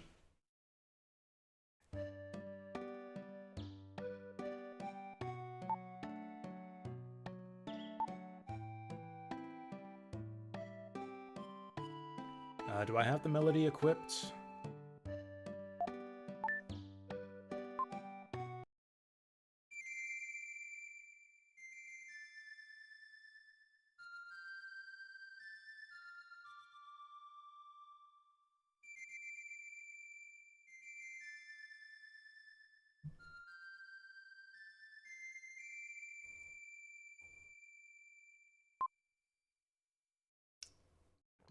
And then the town just sprouts up out of the ground?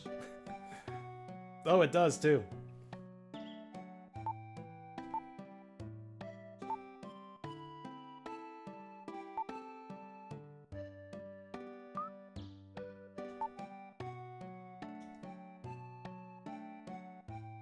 Alright, let's follow the girls.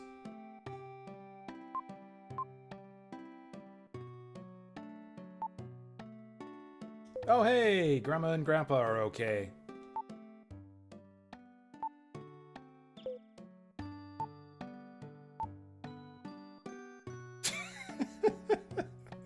they just they just ate her poisoned marsupial pie. It's like, oh no, the hunter is gonna kill us. But before you do, won't you care for a slice of pie? Or maybe she just threw it in their faces.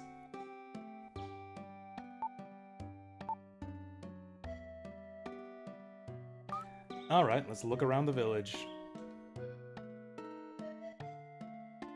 I guess she's gonna wait back here with the rest of them. Whoa!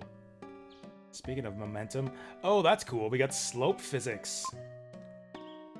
We Sonic the Hedgehog now. Woo!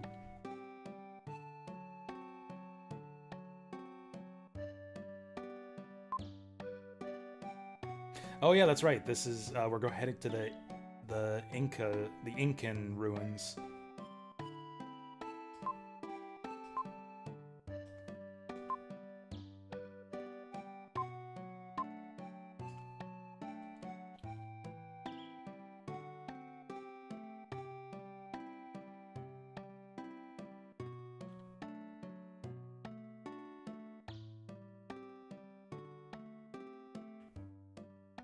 Another slope.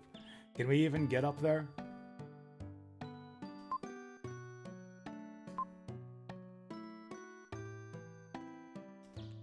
So, like, is this just like a regular village or something? Why is it hidden by a barrier?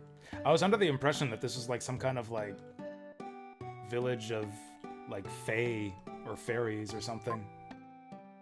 These seem like just regular people.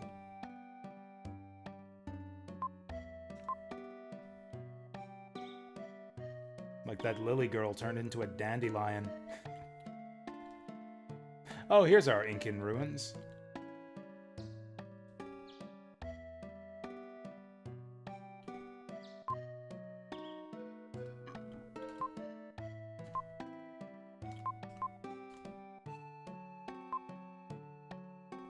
Try running down that hill and keep running. You'll be surprised. Is this a troll? Should I actually do this? Whoa! Okay, that was rad. That was really fucking rad. We really were Sonic the Hedgehog for a second there. Oh, I hear a quiet voice behind me. Yes, I have come. Behind me? Like from one of these graves?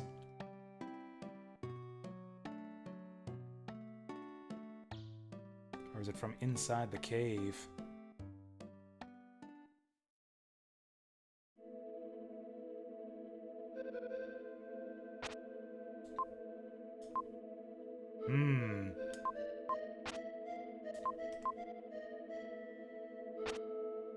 Very mysterious.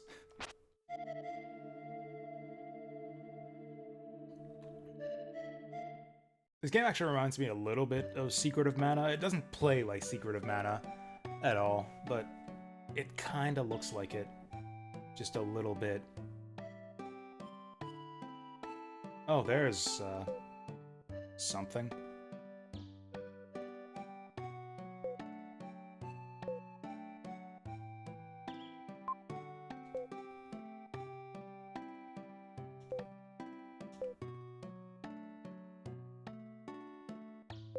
Took her from this village? I assume that's what he means. Was our mother a, like, dandelion girl, too?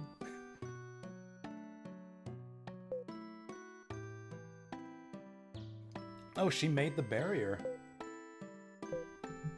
Was I summoned by my father? I guess so, actually. Do I plan to go? Sure. Ooh, Incan statue. Statues are the key to the Incan riddle, untouched by human hands for hundreds of years. One statue is enshrined in the cave below. Use all of your skill to find it.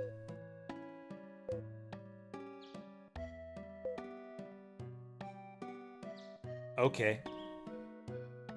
Did that old guy do something so that I can actually find it in here now? Or do I have to solve a puzzle?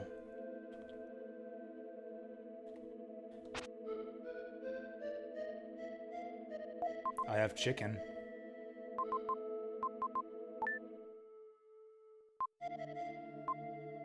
Use all of my skill to find it, huh?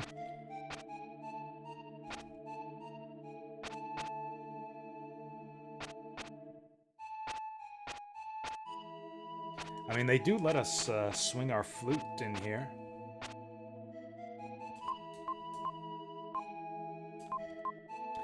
Maybe we'll get something elsewhere in town that'll let us do something in here. Yeah, let's head back and see if we can find something somewhere else. Woo! I love that. That looks awesome.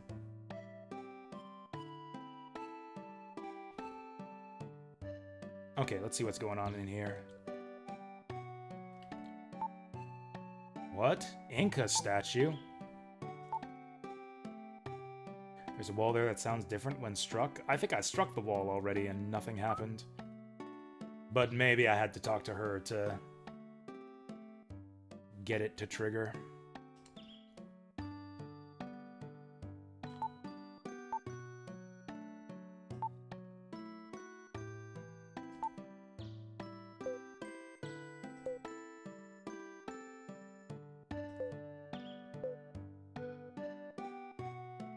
Yeah, you know, we don't have 100 silver stones just yet.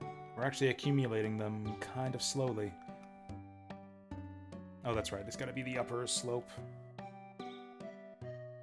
Okay, so I guess we got to hit the wall with our flute.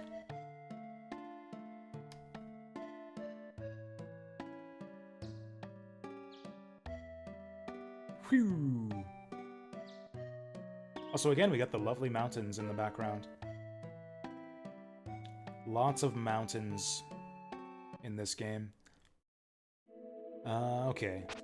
I guess we can try... I mean, it's got to be the back wall, right? This definitely didn't happen last time we tried this.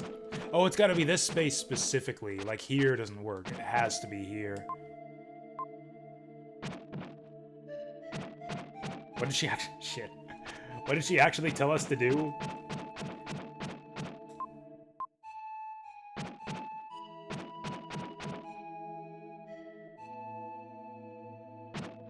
Said there was a spot on the wall that sounds different when you hit it. But I can't remember if she actually told us to do something once we find it.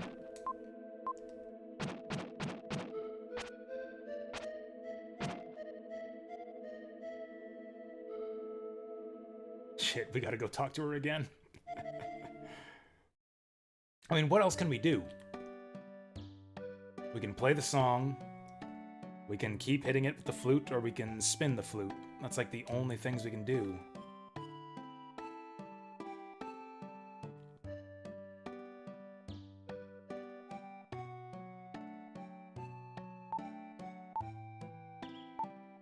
There's a wall there that sounds different when struck, but that's all she says. Like, what do I do with that wall? Or do I have to transform into Sword Guy to, like, break it down? Oh, what is this? Will's power, the Psycho Bash can destroy obstacles. Okay.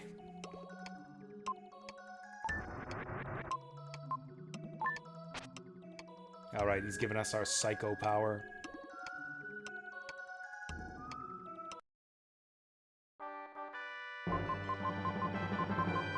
I guess that's the reason for establishing that Will is psychic at the start of the game.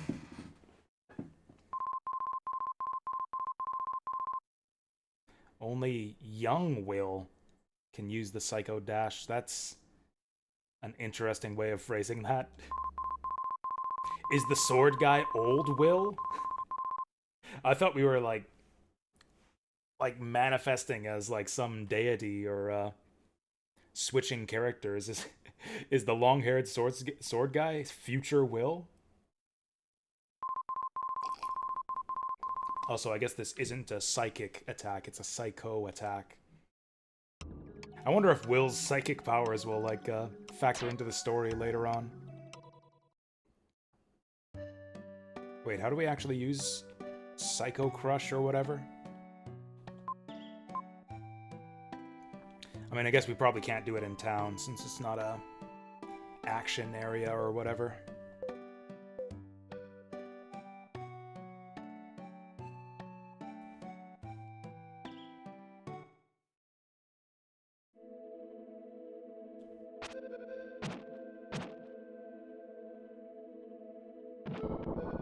Nice. What does that actually look like? Okay, we gotta wait for it to flash quickly. Okay. We found Lincoln statue A. I guess there's a B statue hanging out somewhere. So what do we actually do with this? Maybe something will happen at the Incan ruins. Maybe we talk to the old man and see if anything happens there.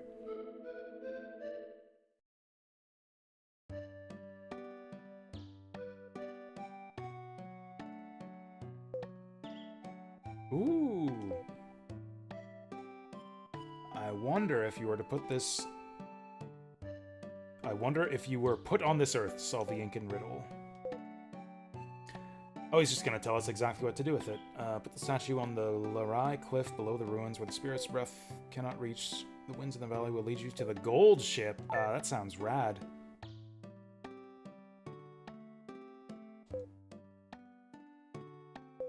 What? The winds in the valley will lead you to the gold ship.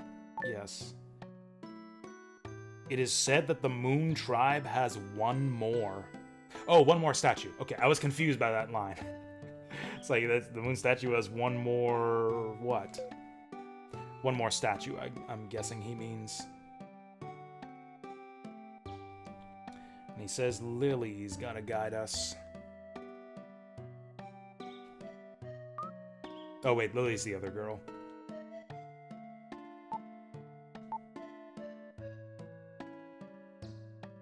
They're not a tribe, more like a strange shadow form. Yes, let's go. It's like, ooh, strange shadow people. I want to go.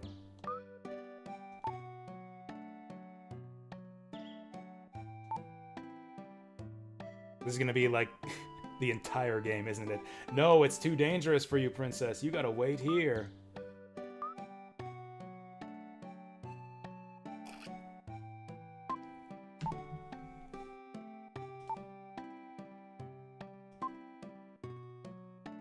So Will and Lily go to the peak where the Moon Tribe lives.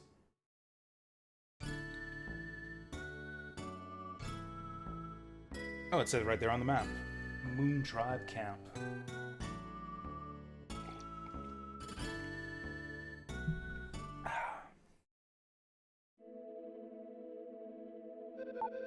Damn it! Okay, I just gotta stop pressing anything at any time for any reason when there might be text popping up. Now let's see what's up here first.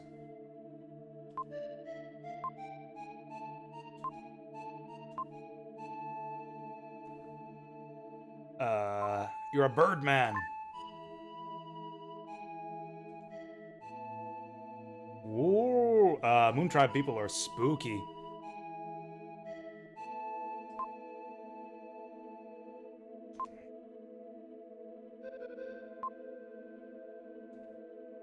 That was a weird conversation. The world will be unbearable.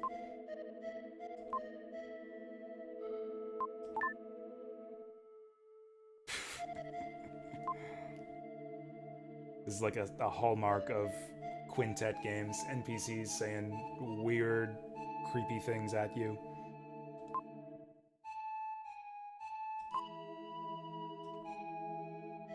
Did I read that right? Wherever there's light, there are shadows. We who are changed by being bathed in the light only once will spend our future in a world without light. Huh.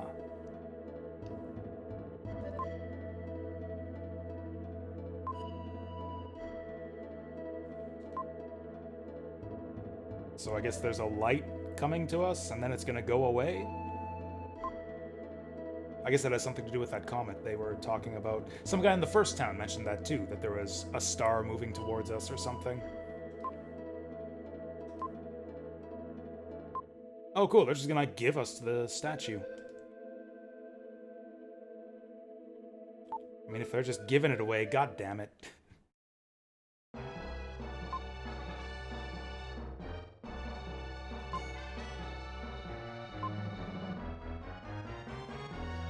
I thought they said they were just gonna give it to me. Damn it.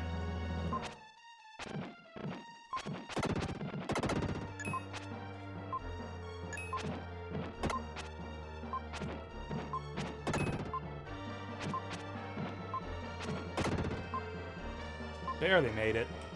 Okay, that was easy. Oh yeah, I guess we want to pick up these gems too. I still have 0 lives. I guess it's just game over if we die with 0 lives. We just gotta reload our save.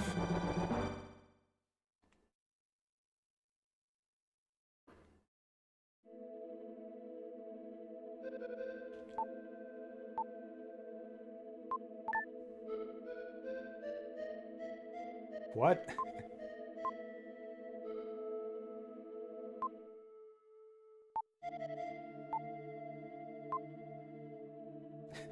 I just meant I didn't want to go right now. I wanted to talk to the shadow people to see if they had anything new to say. Ah, whatever.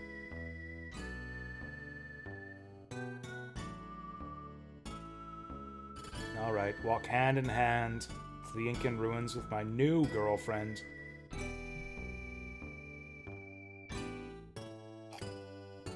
Oh, these are the Incan ruins. I thought the Incan ruins were that, like, stone archway in town. This is where the puzzle of the Incan legend is hidden.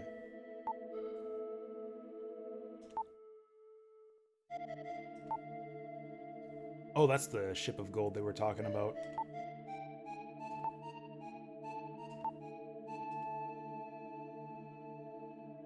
I mean, a ship full of gold sounds exciting and everything, but there's no money in this game.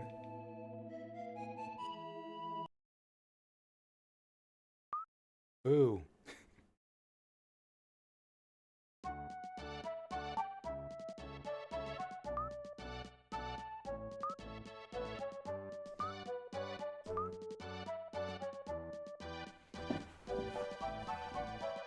Why can't she just wait around and eat? Is she, like, insulting my grandma's cooking?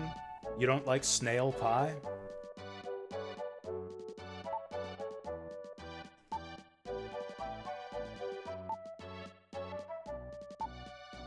Put the statue... I don't remember what the elder said. Put the statue on Larai Cliff below the ruins, where the spirits beneath cannot reach. Hey, Deep Fry. Yeah, we're starting up Illusion of Gaia today. Which is, yeah, basically a blind playthrough. I played this game, like, in the early 2000s, but only, like, the first few hours of it. I didn't make it far. But I was thinking about this game a lot, after we finished Grand Stream Saga. Grand Stream Saga was an interesting game, but I felt like I didn't quite get what I wanted out of it. It just didn't seem as, like, thematically cohesive as other Quintet games. It had, like, some of that signature Quintet weirdness to it. But it was kind of mostly weird, like, weirdness with, like, no, like, real emotional center to it, I thought. So I thought I might try out this game to see if I can find what I thought Grand Stream Saga was lacking. Also, I was just in the mood for something old. You know, we've been playing a lot of modern games lately. Fire Emblem Three Houses, Xenoblade Chronicles X. I'm in the mood to return to tradition. Again? I guess we played Final Fantasy Tactics also, not that long ago. Place beneath where the wind cannot reach. I guess that means inside? And it is going to be a short stream, yeah. I'm going to go meet my friend to play some cards in, like an hour and a half.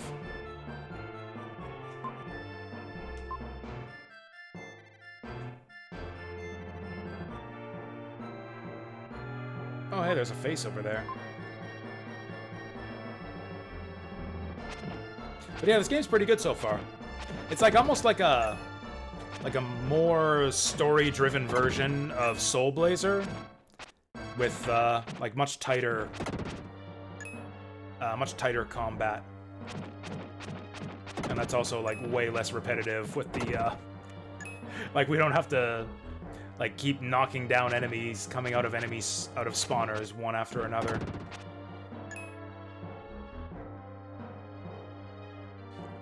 That was the thing with Soul Blazer, is there's a lot of just waiting around for enemies to pop out of the spawners in that game. It's like, oh, an enemy spawner. Let's just wait for them to pop out and kill them one by one. That's like most of what you do in that game. Ouch. Whoa! Okay, they alternate. We're getting our asses kicked here. I got 0 extra lives. We gotta be careful. Oh, now they're dropping the big crystals for us. Defense up. That's just what I need. I guess we do have that herb. Actually, I should probably equip that herb, since I'm kind of dying right now.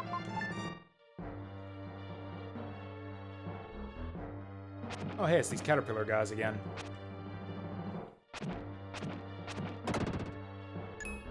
Almost got that one up.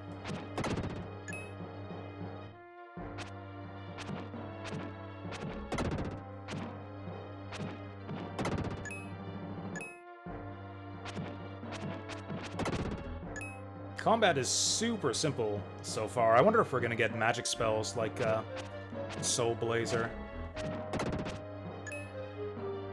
Combat in Soul Blazer was really simple, kind of like this game. You just hit stuff with your stick, slash sword, slash flute, or whatever. But in Soul Blazers, you got magic spells, and you actually unlocked them pretty quickly. Like, I think by this point in Soul Blazer, you have your, like, your fireball spell. I wonder if we'll get any new moves like that in this game. I mean, we have our lunging attack. That's pretty cool.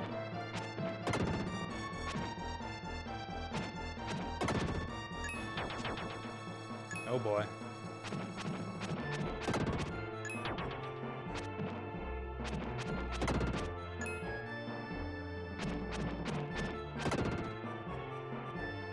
Do we get a full heal?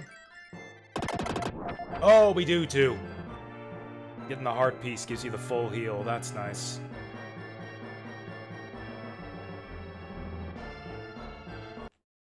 Red jewel. Bom, bom, bom. We found a diamond-shaped block. I got excited for a second there.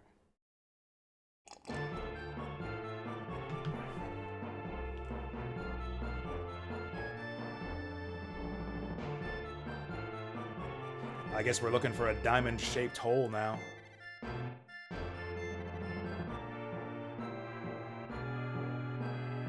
Oh, is this a diamond-shaped hole? Oh, I guess we gotta use it out of the inventory.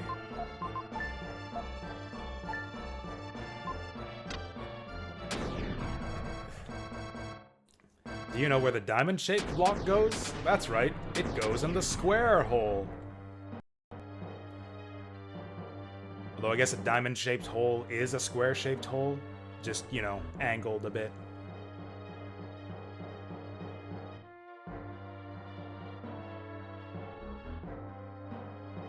I thought there was like a fork in the road back here, but maybe I misremembered. I thought there was like another branching path for us to check out. Let's just go this way.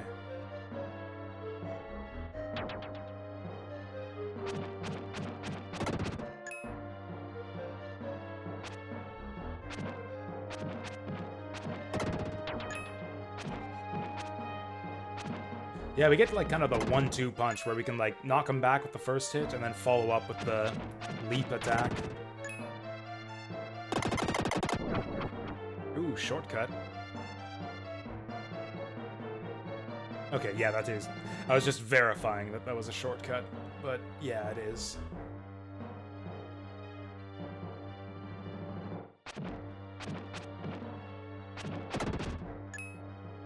Oh, that guy did not get a power-up for us. Did I miss something?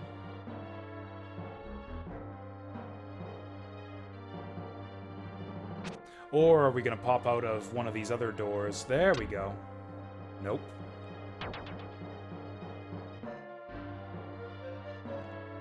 Well, maybe this is the thing to do.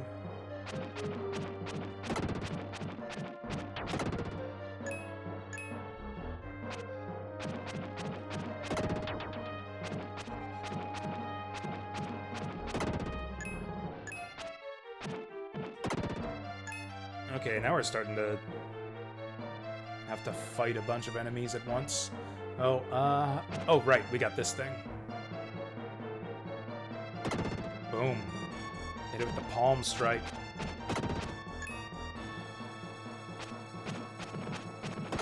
There we go, group them up. Ooh, attack up.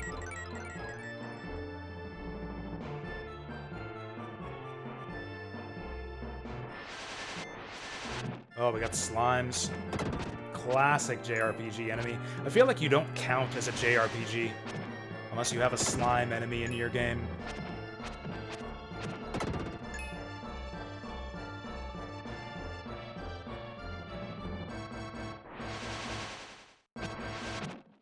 Like, I guess you have, like, the Western RPG equivalent, which is like a gelatinous cube or something.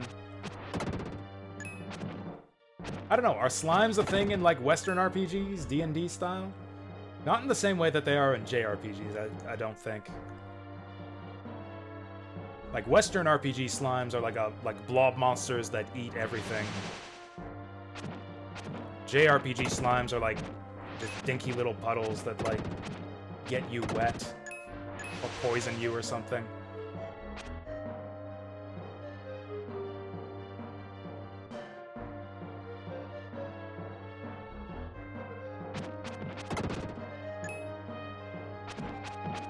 We got a pile of bones here. Something on the ground. If I can move that gold statue, I can pass. He's giving us a hint. I haven't seen a gold statue yet, though.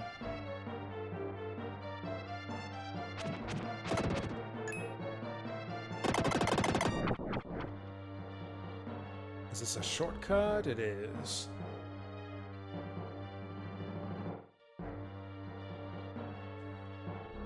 Oh, is this our gold statue? Nope, that's an enemy. Whoa!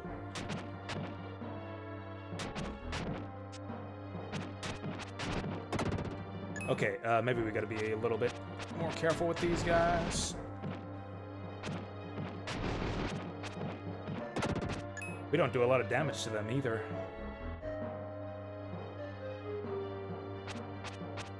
Okay, I'm guessing one of these guys is the one we move to, solve the puzzle. I feel like we need an attack up before we fight more of these guys. Nope, this guy's alive too.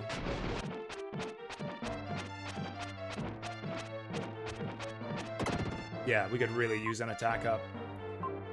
There are 4 gold tiles. Stand on each of the 4 tiles at the same time. Oh, maybe we have to move those guys without waking them up? Maybe that's the puzzle here. Or maybe we have to wake them up and get them to walk on the tiles. Aha!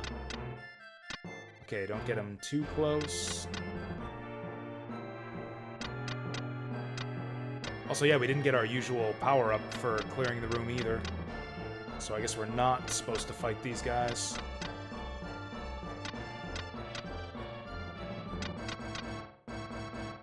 Just gotta be careful not to get too close.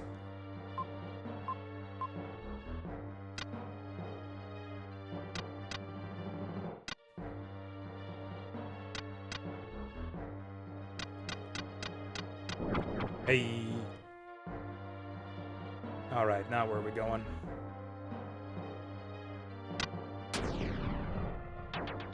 I've crushed that poor skeleton!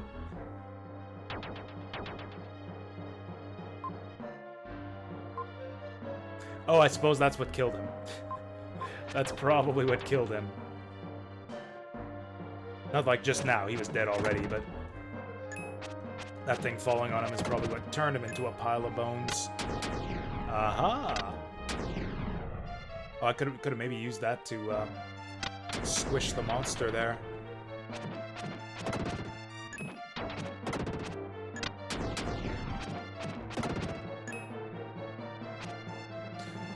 Ooh, do we want that yet? It's probably going to turn us into Sword Guy.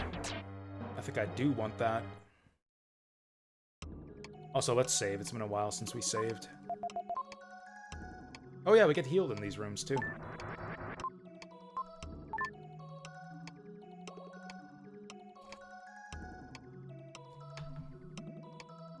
I never noticed this before. There's like a clock sound in this room. Tick-tock, tick-tock, tick-tock.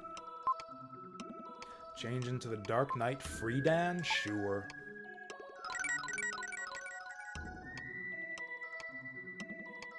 I mean, he does have blonde hair, like Will does. Maybe this is future Will. Also, there's an empty spot on the right. I wonder if we'll get another transformation later on.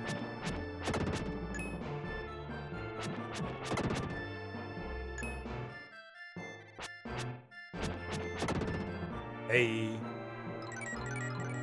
Reminds you of Legend of Mana? I mean, it reminds me of Secret of Mana, at least as far as the visuals go. In terms of, like, the controls and, like, the way the dungeons are set up, it also kind of reminds me of Soul Blazer, which makes sense, because this is basically a sequel to that game.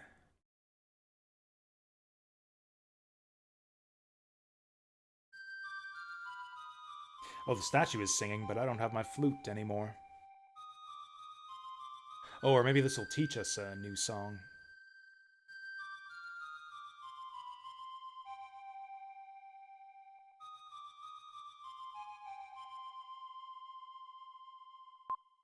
I really like the flute songs in this game. Oh, so this is the song we've got to play. Now we just have to find the spot where we play it. I really like that the enemies don't come back after you kill them, too. Yeah, backtracking is real easy in this game. Since all the enemies stay dead.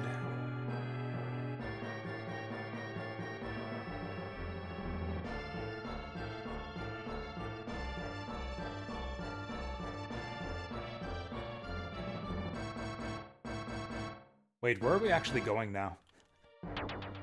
Does being this big guy actually help us do anything new?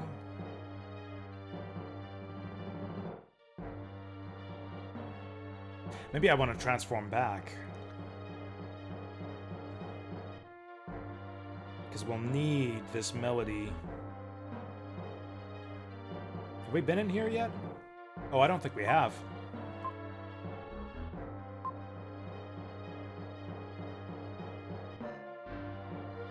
Ball.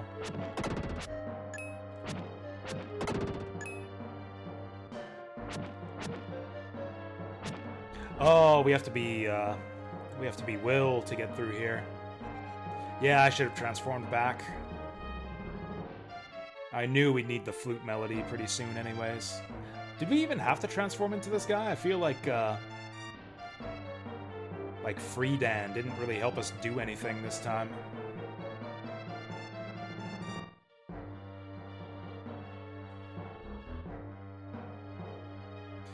Actually, I think we want to go this way.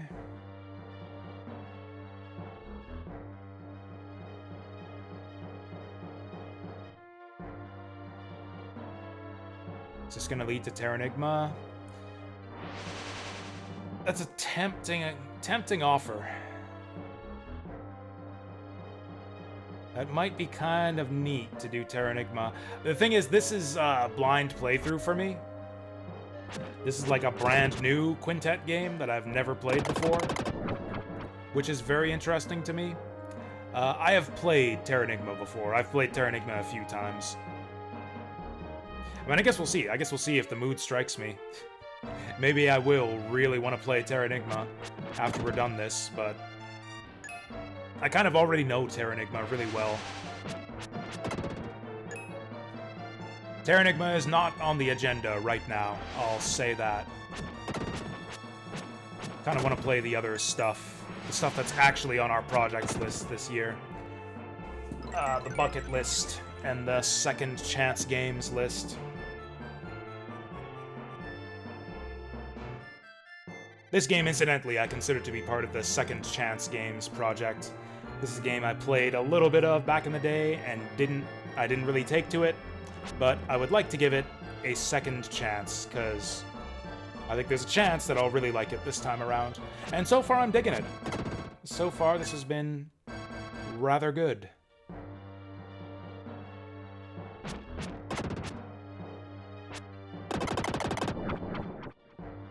Oh, that's a slope. Alright, I guess we can keep roaming around as Freedan. Actually, I wonder if we're supposed to kill these guys to get the upgrade in this room. There doesn't seem to be like a switch puzzle we need these guys for. Also, yeah, we get big gems off these dudes.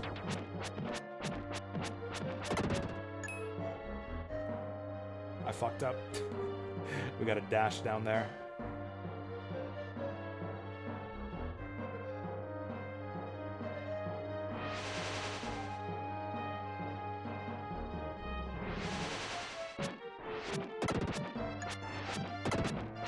It has been a long time since I played Terranigma, so like I wouldn't be entirely opposed to playing it again. And I haven't actually played it on stream. I mean, I technically have. I technically played Terranigma like way, way back when nobody was watching my streams. Back when I was averaging like 1.3 viewers a stream. So I haven't really streamed Terranigma on kind of like the current run of streaming. I got herb. Haven't even needed herb so far. This game's kind of easy so far, although we're still early on. What was the game I was saying? It's like, oh, this is easy for an NES game. Right, that was Moon Crystal. I was all like, oh, Moon Crystal is really easy for an NES platformer. And then it got really, really hard after like the third stage.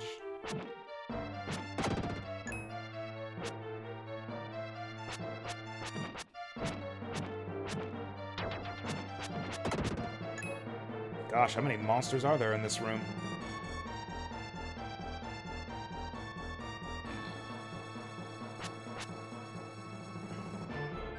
No, these guys don't seem to want to come to life. Never mind. Actually, let's stick them up against the wall. Oh, there's two types of these guys. The ones that throw the fire and the ones that throw the spears. There it is. Defense, defense.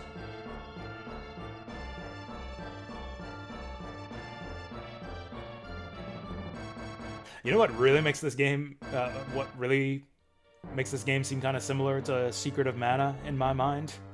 It's like the 3-frame running animation. The running animations are not that fluid in this game.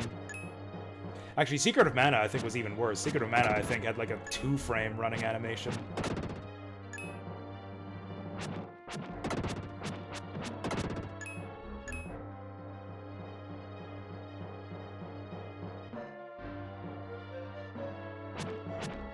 Is that all the enemies outside? Ooh, it is. Alright, and there's the shortcut. Actually, you know what this might lead to? This isn't the game that it's on any of my projects lists, but I was, when I was playing Grand Stream Saga, I kind of took an interest in, like, all the other weird little obscure quintet games that didn't get released in the West. And some of them looked interesting. I was kind of interested to try some of those other later quintet games that almost nobody knows about or has played in kind of the Western gaming sphere. Planet Laika was the one in particular. I think that's what it was called. Planet Laika? I guess it's Laika. Because that one actually has an English translation patch. That's a PS1 game that I think is the one Quintet made after Grand Stream Saga. I've heard good things about that, too. Someone in chat told me that they played it and that it was good. I can't remember who said that. But I was surprised that someone in chat had heard of Planet Laika. Laika, whatever. Since I had never heard of that game before, since I started researching, like, post-SNES Quintet games. Hey, we made it. Also, we desperately need some health. Although we do have a couple lives now.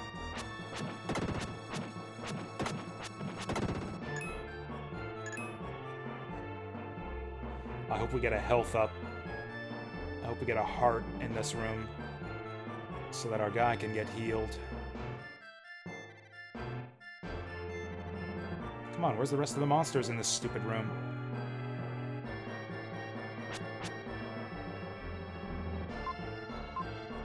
Notes about the Incas. They have no written language. They left their legends in sound. Chant in the Golden Room. Okay, that's a valuable clue. Oh, we can actually slash downhill at these guys, although I suppose I don't want to since I want their gems. Hey, we made it in time.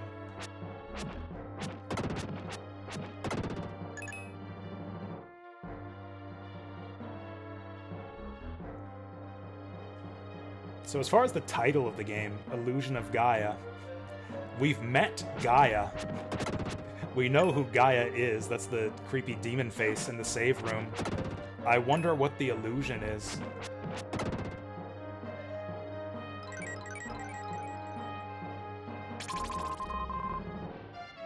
Hey, we finally got a red jewel. Oh, you know what? I gotta transform back into Will to move those statues. Or break those statues. Can we do that? Can we transform back at will? Can we turn into Will at will? Oh, that's right. We get healed in the save rooms. I should have done this ages ago. Okay, I said I wasn't gonna take refreshment breaks, or like full breaks, since this is gonna be a short stream today, but I do have to go to the bathroom, so I'll be gone a couple minutes and be right back.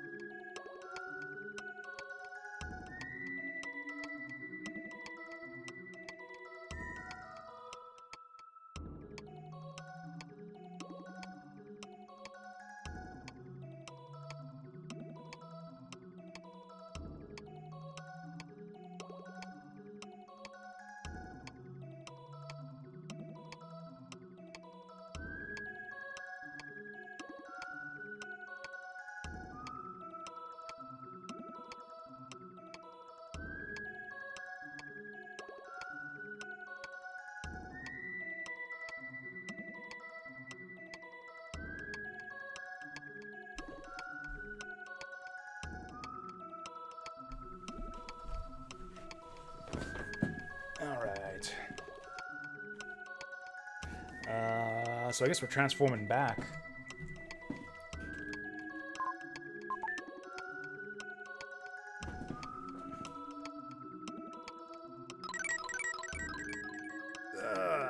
Yay! I'm a llama again. Or something.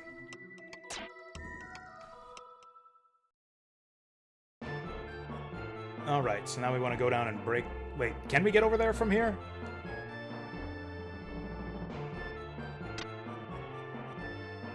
Interesting.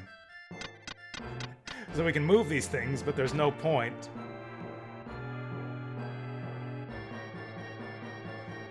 Yeah, there's no point, since we could break them anyways. But we have to get back over there. Yeah, it doesn't seem to me like there's any advantage to being big sword guy. Except, I guess, that we get better combat. More damage, higher defense, all that good stuff. Oh yeah, we didn't clear out this room, did we? Oh! There we go. Come back here. There it is. Oh, and it was a heart in this room.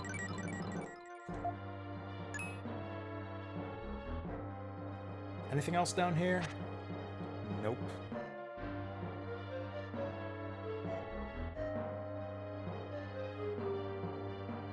This dungeon's a lot bigger than the last one.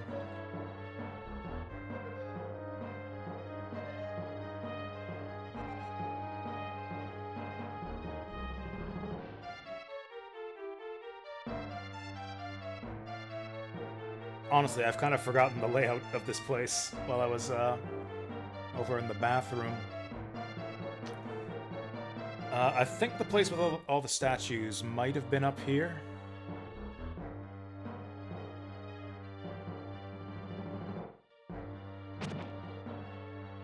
Also, going back to the idea of, like, will we do Terranigma next? I have no idea what we're going to do next. I didn't really have anything planned for after this. To be honestly, I didn't even really have this game planned originally. Like, I decided to add Illusion of Gaia to the Second Chance Games list while we were playing Grand Stream Saga. This game wasn't originally on that list, but I decided to add it.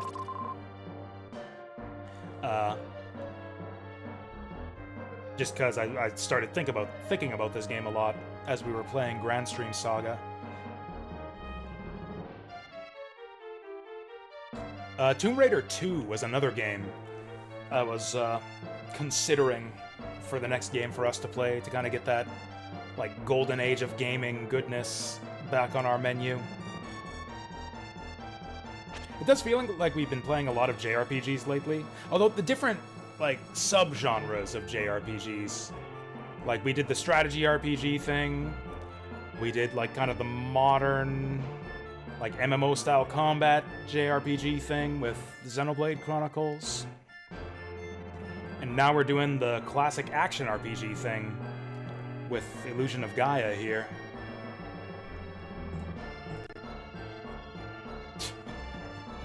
Yeah, that's right. That's right. This was one of the options on our menu for, Oh, we're back at the very start. I did not realize we were that close to the start here.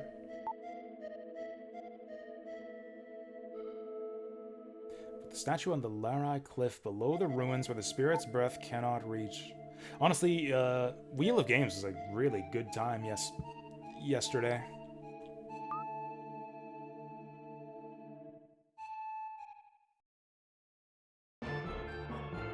Actually, there's like a little slot here. Like, is this the place below the cliffs? Do I put something in here?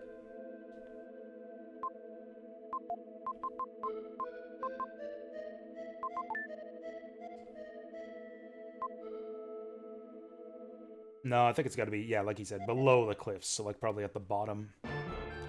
I don't know if we can go any farther down, though. Yeah, as far as stuff I'm thinking of playing in the immediate future, because I don't think this game's going to take super long. I don't think it'll take us, like, 3 weeks to clear Illusion of Gaia. The same way it did for, like, Fire Emblem Three Houses, or... what the fuck did we just play? Xenoblade Chronicles X. Oh! Yeah, how the heck do we get down there?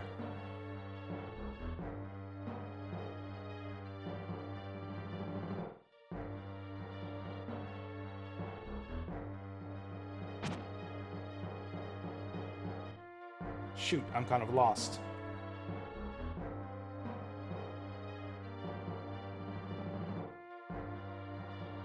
Is there any place for us to jump down, maybe? This didn't get us, or no, this isn't even where the statues are. Shit, I shouldn't have taken that bathroom break. I completely forget the layout of this dungeon now.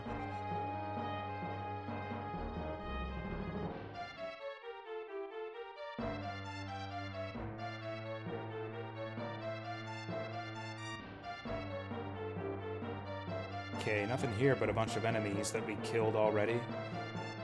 Maybe there's like an exit here? Okay, this takes us deeper. Oh, we haven't even been down here at all, have we? I don't recognize this. That's a lot of switches.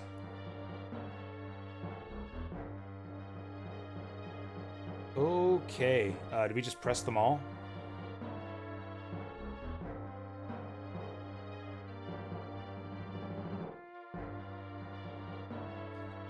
So I guess they aren't switches.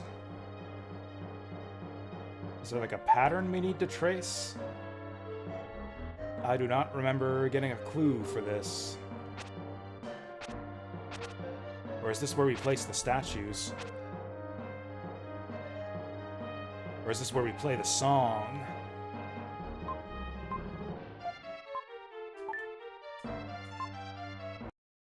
Oh, something's happening.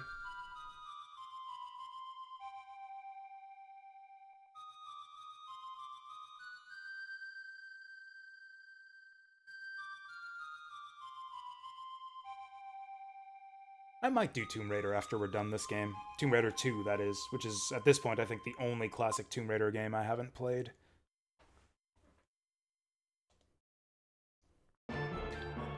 That's the one. So what do we do with it?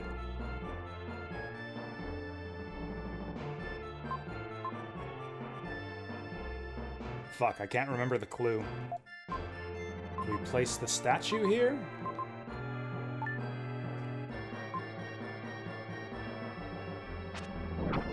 Ah, okay. I don't know if swinging the flute did it, or if we just had to wait long enough. Oh, might as well save again. Yeah, I kind of want to get away, do something that's like not JRPG related for the next game. Can you imagine if they actually spelled it like that? Like 2 MB Raider. 2 megabyte Raider. Like that's what was it? Like you know that was a thing a lot of the time in the PlayStation era. Actually, you had like Skater, SK8er. You had Threak Stream.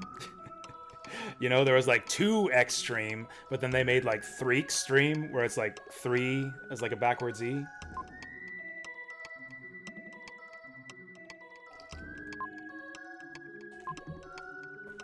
Interesting. He's giving us boss strats.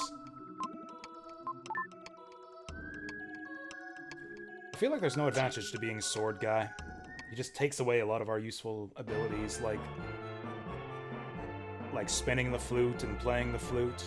I think I'd rather have a flute than a sword. This is the kind of game where you'd rather have a flute than a sword.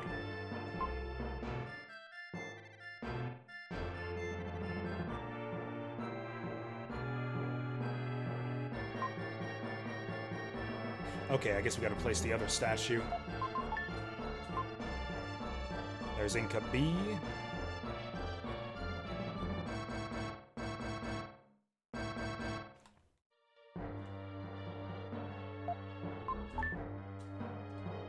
Actually, I can't even remember what else is on our bucket list. Tomb Raider and Illusion of Gaia were kind of the 2 I was going back and forth between. After we, like as we were approaching the end of Xenoblade Chronicles. Whoa!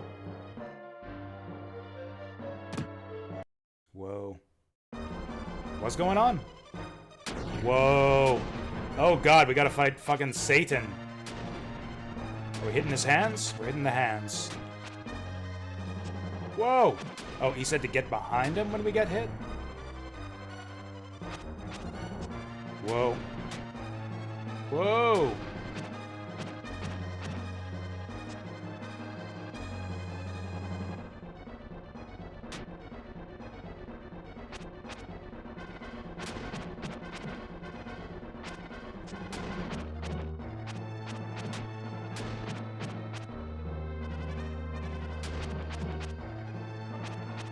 Cannot tell if we're damaging this guy.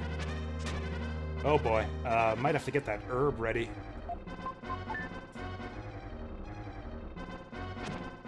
Oh, now we can damage him. We got the hands. Whoa. Okay, let's use that herb.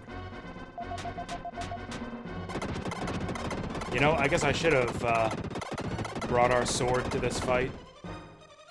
Oh, that's nasty. Yeah, well, if we die here, I think we'll bring the sword next time.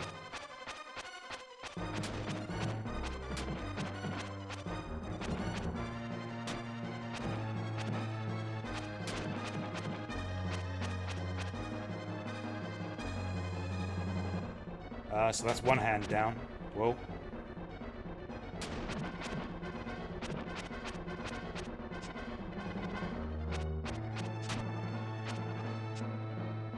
So that's me dead. Dang, this one seems tough.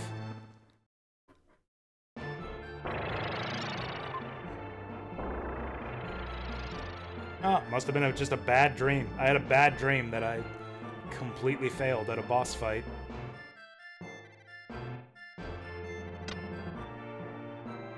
Do I even... like, we just reload, right? There's no reason to accept the lost life there. Yeah, because, like, we need to go back and transform and get healed anyways. If I'm going back to the save room, I might as well just reload.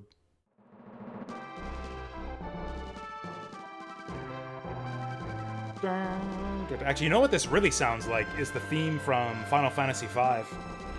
Like the world map theme.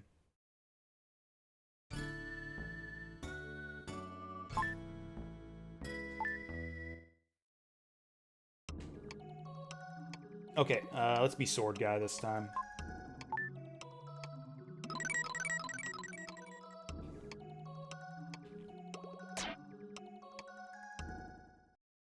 We're free Dan now. Free ballin' with free Dan. Fuck. I didn't save after placing the statues. How embarrassing. Actually, you know what? I wonder if Freedan is light enough to be carried by the wind. We might have to do this next boss fight as Will. I guess we'll see. I'll place the statues, then we'll save.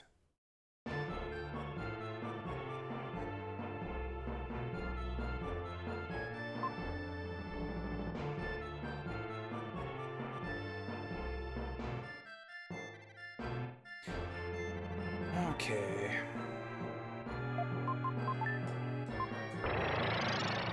Okay, that'll activate the wind.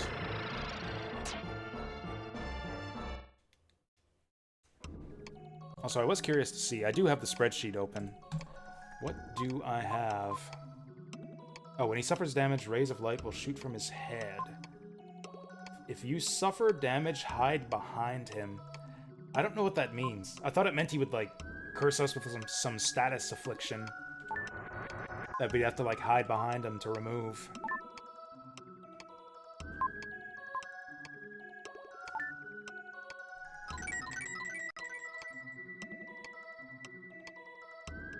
Honestly, I have a lot of JRPGs on the bucket list here. Like, for non-JRPG related options, we don't really have that many. We've got Maze of Gallius, Panzer Dragoon Saga, Dark Savior, which is, I guess, kind of JRPG adjacent, but not really. Oh, and then a bunch of stuff I added to specifically get away from RPGs. Yeah, we got Peepholes, Master of Monsters, Ape Escape 3, Balan Wonderworld. Yeah, we got lots of non-JRPG stuff on here. Donkey Kong Tropical Freeze, although that's a bit too modern for my liking right now. I think I want to get away from modern games a little bit for the next little while.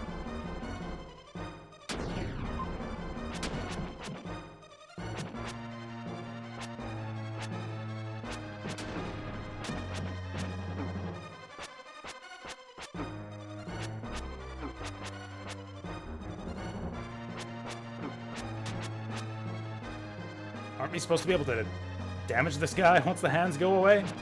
There we go.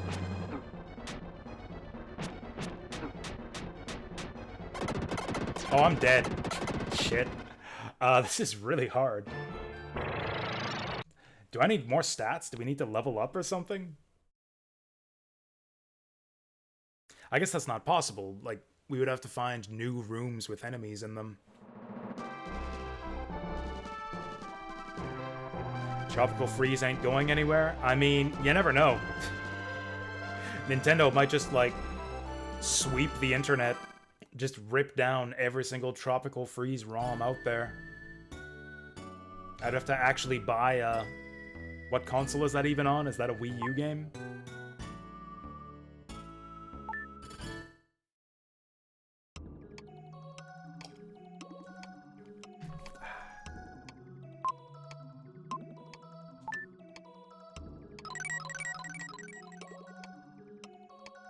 I don't know, just like this creepy demon face, the fact that we turn into a Dark Knight, the fact that we have a space for dark powers in our inventory. I kind of get the feeling that we're somehow, like, not doing the right thing by doing whatever we're doing. Like, we're heading, like, straight towards a you were actually the bad guy all along kind of twist, which is exactly what they did with Grand Stream Saga right at the end, too.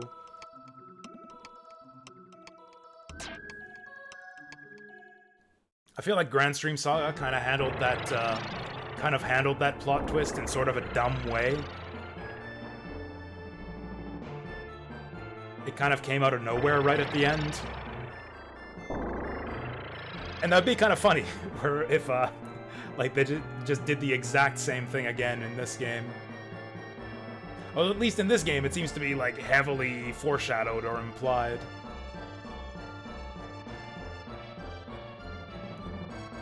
Like, they're very clearly leading up to something like that. It would also be funny if they just never addressed it at all.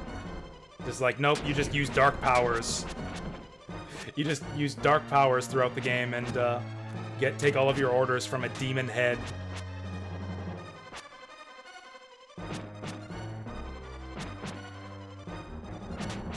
Yeah, see, this isn't hard at all.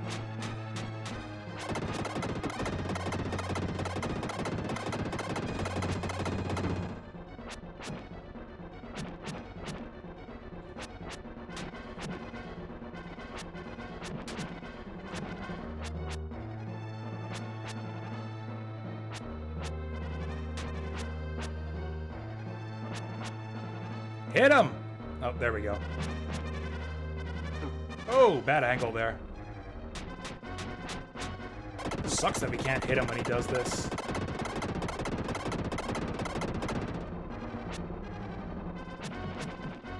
Oh, we can get him with the backswing. Oh, God. You know what? Maybe we should get that herb on.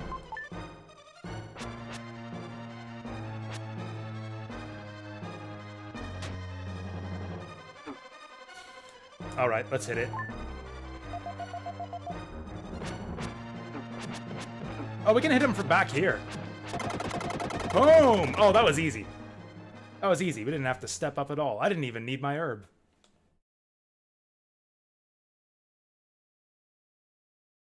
Whatever. This game gives you plenty of herb. Lots more where that came from.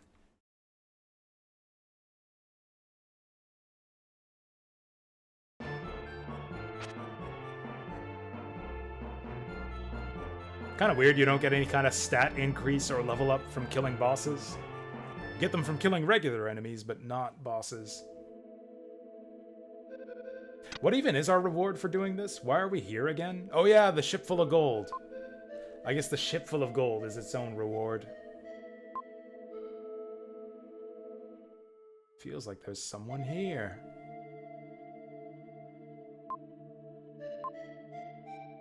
The king has returned. I guess that's me. I guess I'm the king now. Elvis has entered the building.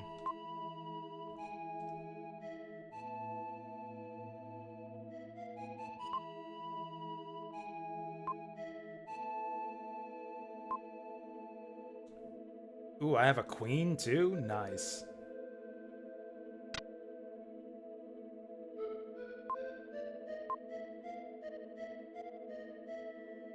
Alright, let's rest in the bed. This bed looks really uncomfortable. This bed is made out of whatever the floor is made out of.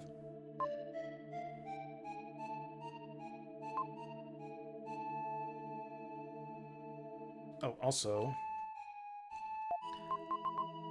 No, we played the wind melody already. Did they tell us to play it on the ship, too?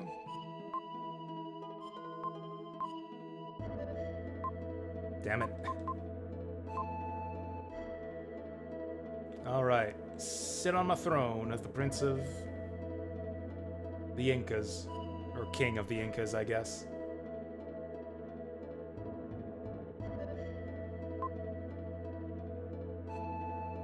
Ooh. Mystic statue is in this box.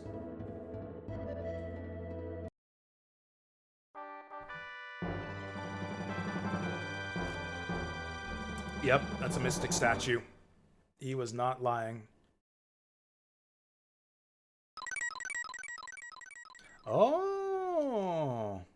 Oh, right, that's like the big MacGuffin. That's like the thing that this adventure is all about.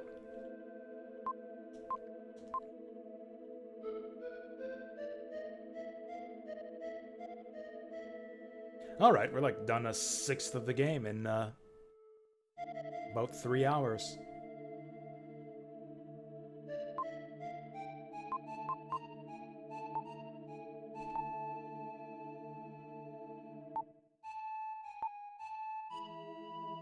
So that's it, we just get the statue and we get out of here. Where's all the gold? I was told there was like a bunch of gold stashed on this ship. I mean, I guess the ship itself is made of gold. Maybe it's in all these barrels.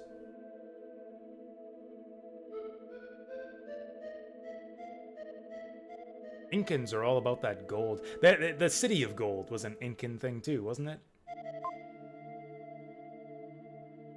Oh, short king. Hey, how about just king? How about we just go with king? You can leave off the rest of it. I'm not one for fancy titles. You can leave off the short and just call me king.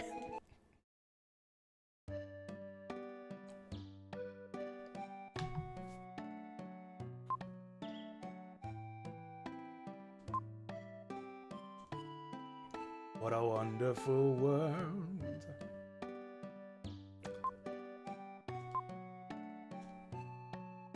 Wow, Will. We're really sailing away.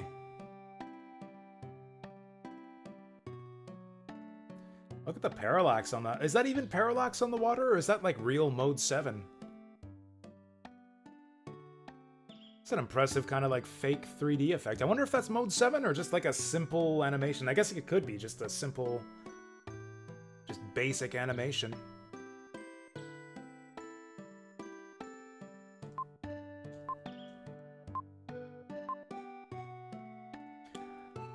I guess we're sailing now. I thought we were underground. Why is there all this water here? Now what do we do? This game greater than East 10. This game certainly has better combat than East 10. And better graphics, and better writing, and better music? Yeah, sure, why the fuck not? Better music, too.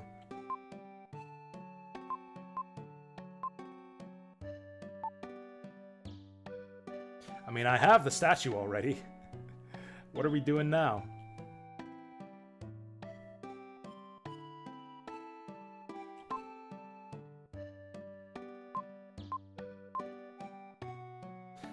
Oh, I guess the crow's nest again? Where are we sailing for, anyways? Is this ship suddenly gonna, like, fade away and then we're stranded at sea? I mean, it is basically a ghost ship.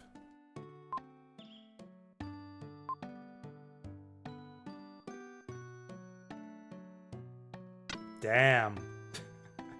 That was a nice jump. Did I break something by getting the statue before we set sail?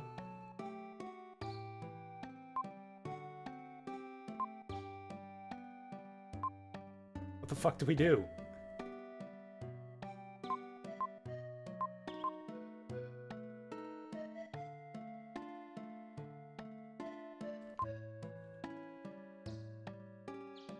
This is like Secret of Mana all over again. I'm stuck on a ship with no idea how to advance the story. Sit on the throne! Terra Nordics, yes. Yes, East crossed with Terranigma. Is this a puzzle? Do I have to use the statue or something?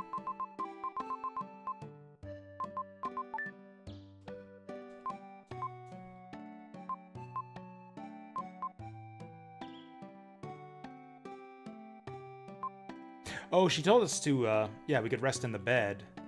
There we go. Okay.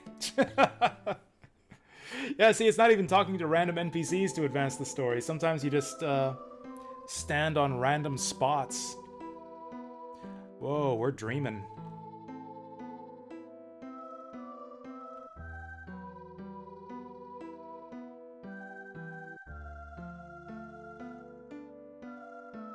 And you know, like the main quintet guy, Miyazaki, was it Tomoyoshi? I think it's Tomoyoshi Miyazaki, was a scenario writer for Falcom before he went off to invent Quintet. Mother? Oh, is that who this is? Yep, confirmed. Will's mother. Shira.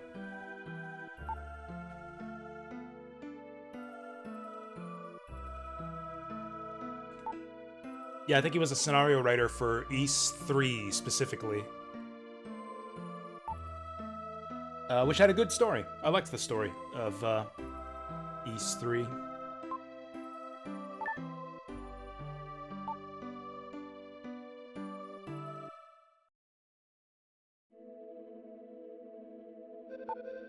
Oh hey, this really is a ghost ship.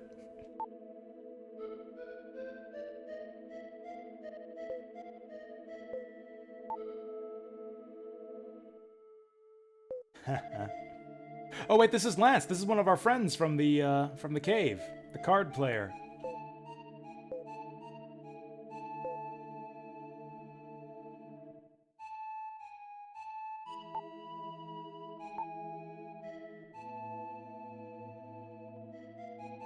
So this is kind of spooky. Oh, that's really spooky. Holy crap. This is why I love Quintet games. For the creepy skeletons.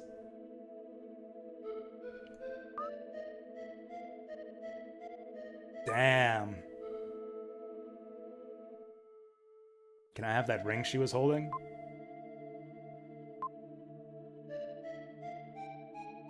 Are we just gonna take the ring?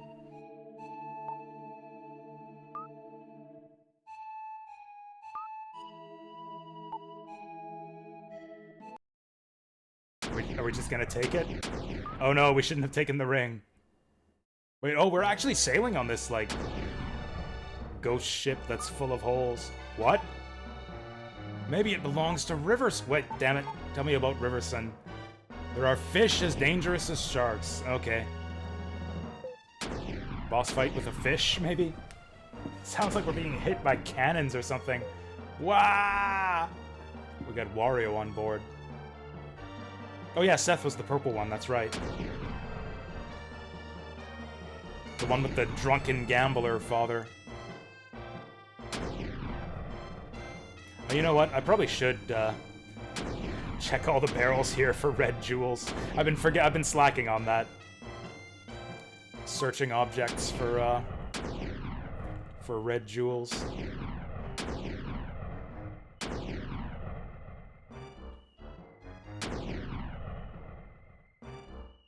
Alright, no jewels. Hey! It's Seth!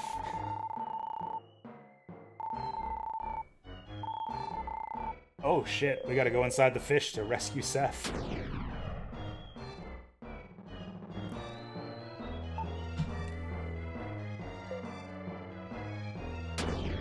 We'll all be dessert, which I guess makes Seth the main course.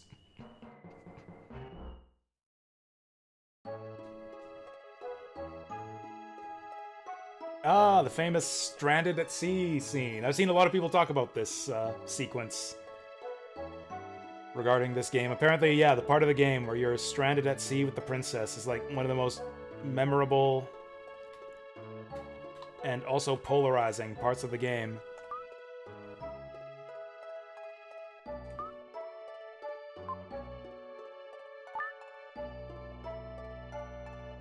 Unconscious for more than half a day, so like sleeping?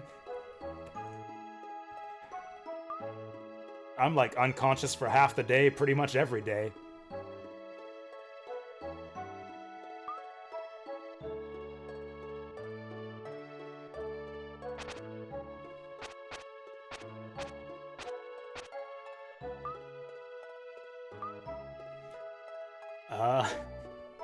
I don't know. Our ship got wrecked and probably all my friends are dead. And we have no food or drinkable water. And we're all probably gonna die at sea. I'm pretty upset. I'm pretty upset about this situation right now. I don't know if I am gonna enjoy it. Oh, hey, we brought the meat! That's right, we brought the meat. Although we lost our emergency food supply.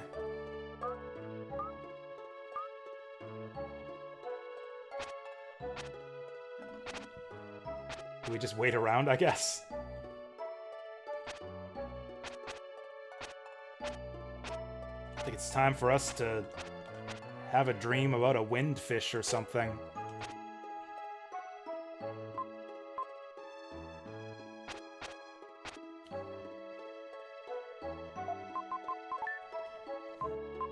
There we go, let's just keep playing the flute to pass the time.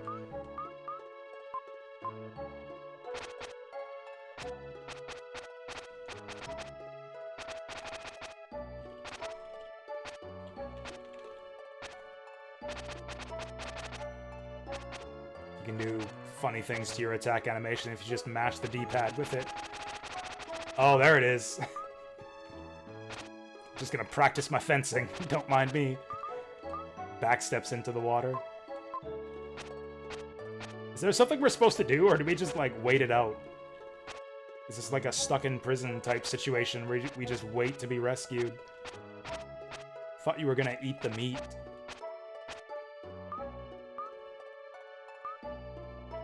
I mean, I guess we'll do what the princess says. I guess we'll just enjoy drifting.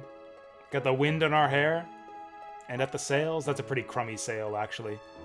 More of a white flag than a sail.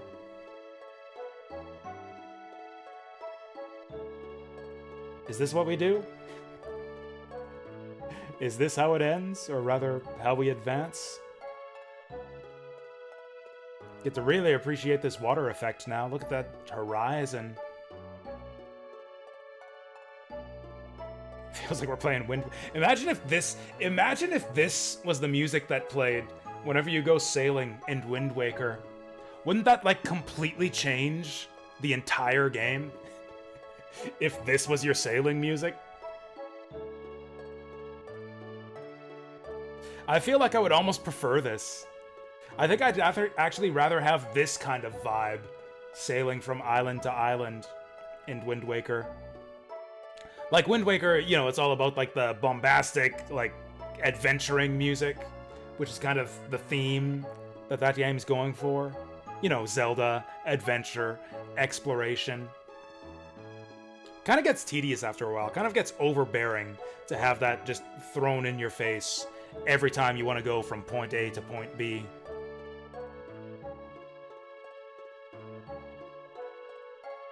Or imagine this, imagine if like the sailing music changed in Wind Waker, like halfway through the game. It's like, okay, adventure exploration time has kind of passed. You're kind of just drifting, kind of just going from point to point, cleaning up the map.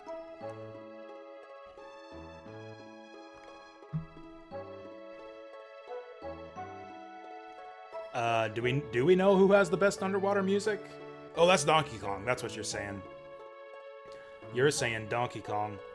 I don't know. I was trying to think of good underwater music before I noticed Donkey Kong there. It's like, what is Zap referencing here?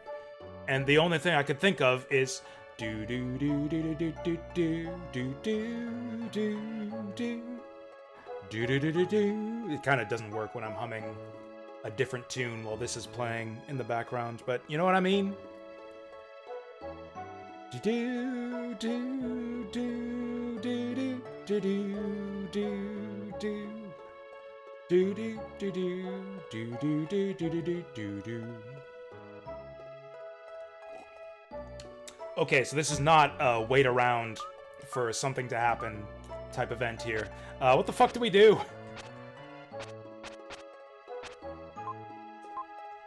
Yeah, that's the theme of Water in the Fire right there. What the fuck do we do?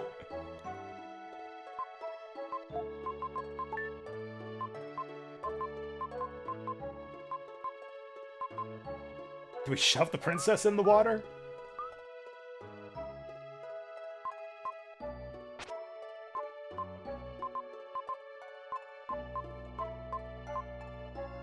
Or do we maybe play the flute for the princess, like right in front of her?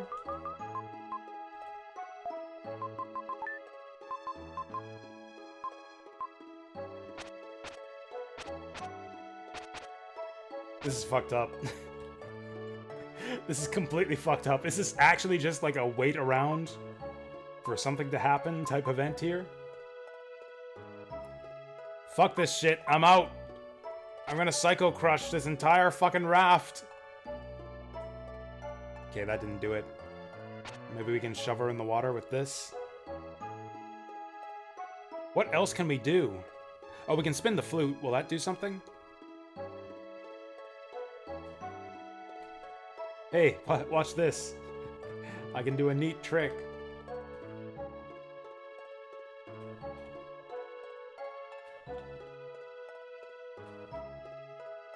We just have to, like, wait here at sea in real time for, like, 4 days. Maybe this is where I quit playing the game last time. Actually, no, I don't remember this part.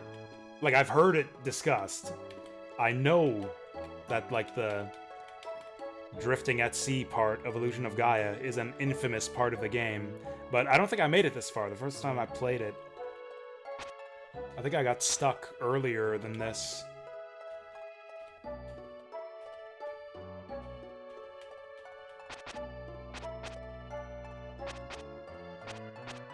It was probably the second town. I think I got stuck in the second town.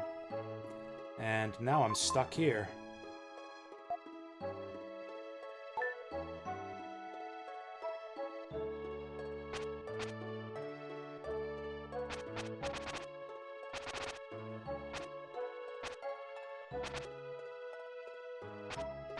I don't get it. I don't know what the hell. What else can we do? We can spin the flute. We can play the melody. We can attack. We can charge attack. Just get out and push this thing. Like, we don't have any other, like, story items.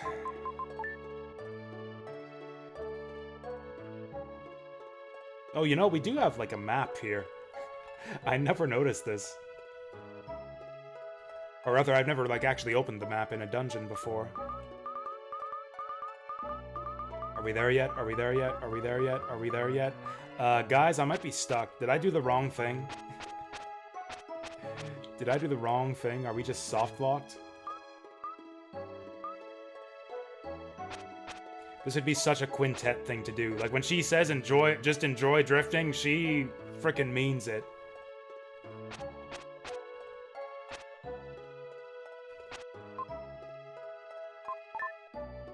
He stopped eating the herb. He's just looking at that herb like, should I do this?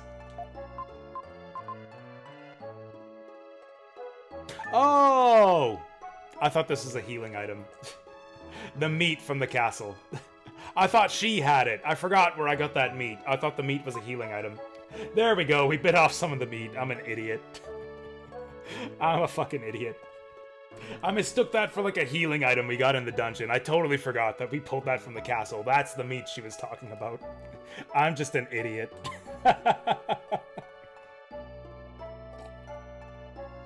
And that was the sweetest strawberry we ever had. Yeah, I'm just an idiot. Drifting day. Oh, fishing time! I don't have a rod, though.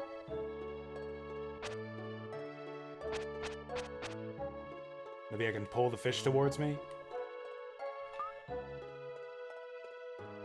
Oh, she's really enjoying being stranded at sea. Did we catch the fish?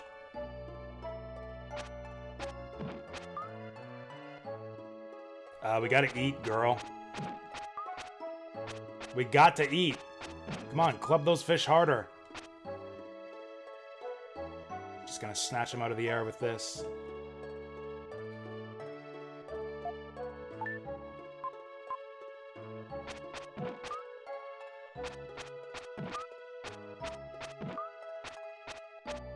I'm like losing relationship points with the princess here. Okay, fishing is not working. That is not how we fish.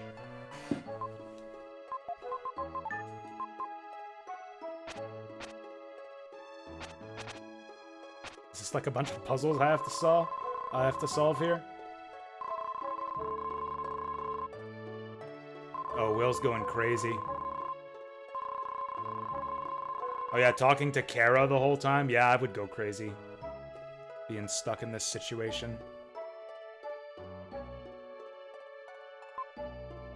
He could hear the march of time. You know, in Europe, this game is called Illusion of Time. Is that right? Do I have that right? Or is Illusion of Time something else? I think I got my story straight. I think this game is called Illusion of Time in Europe. Maybe that's a reference to this scene.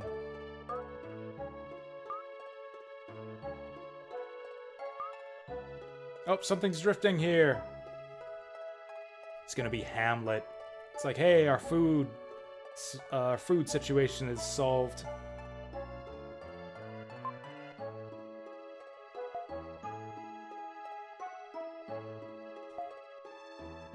Oh no, Sam's being forced into slavery. Do we know Sam?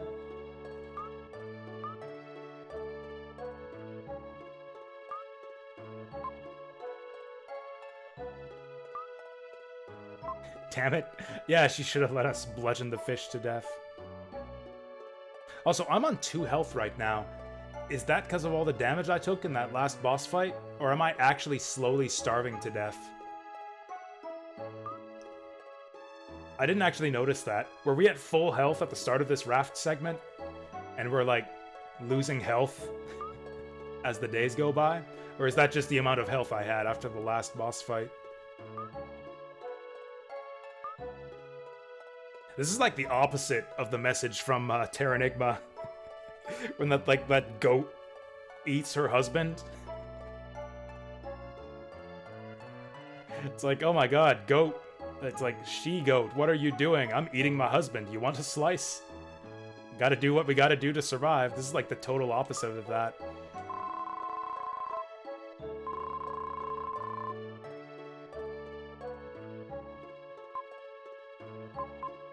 Oops.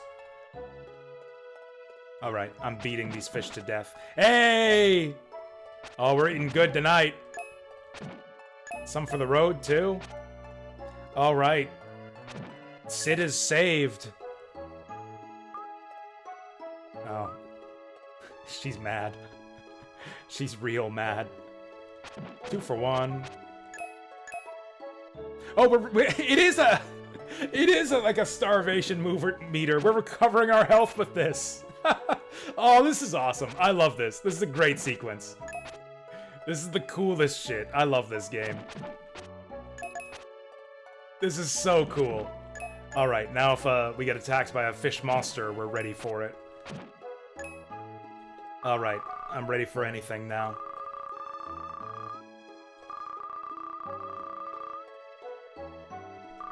Hey, the princess is gonna eat the fish now.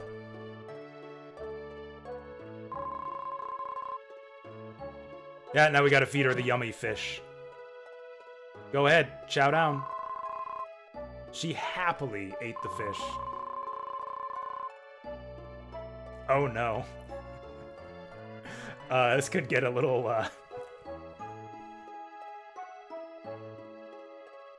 Okay, they're just holding hands. They're kids.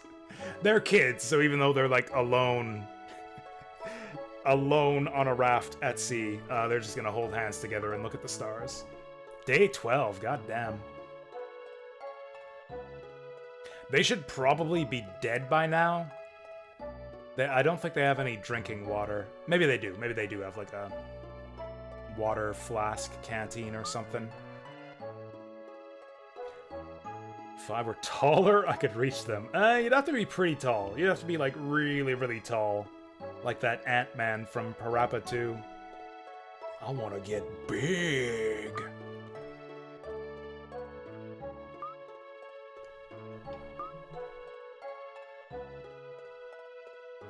I love this kind of whimsical dialogue in Quintet games.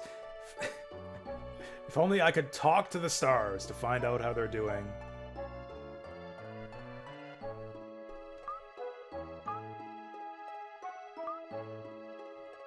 Alright, let's wish on the... Oh yeah, there is a red star up there too. You can actually see it. Daw.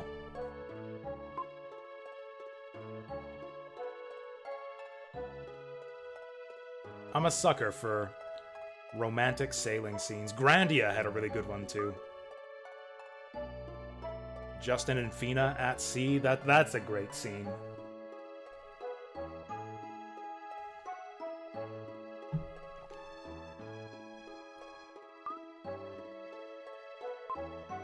That'd be cool if his hair actually did get longer.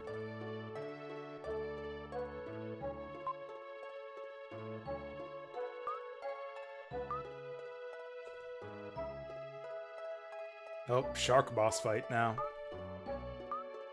That's a lot of sharks.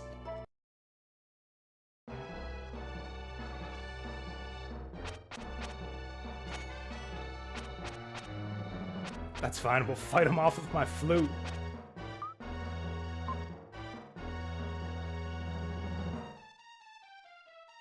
Alright, I'm thinking real hard about this.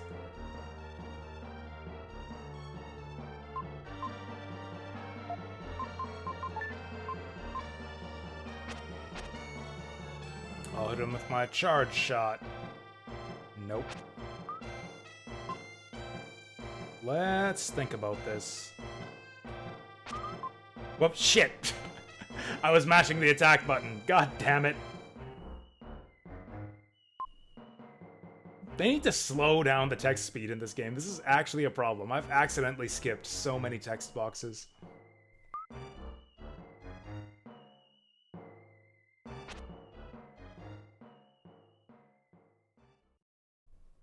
We survived. Okay, back to romantically drifting.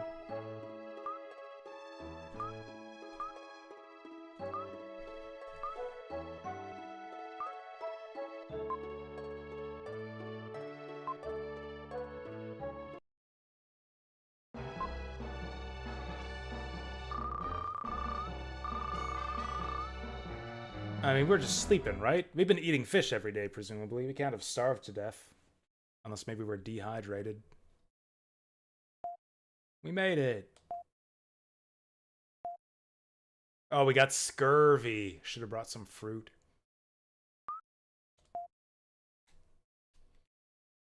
These guys must stink. Yeah, they probably smell like the sea. They probably smell like really, really strongly like the sea. Columbus. Okay, so this is actually just Earth. We got the Incas, we got Columbus.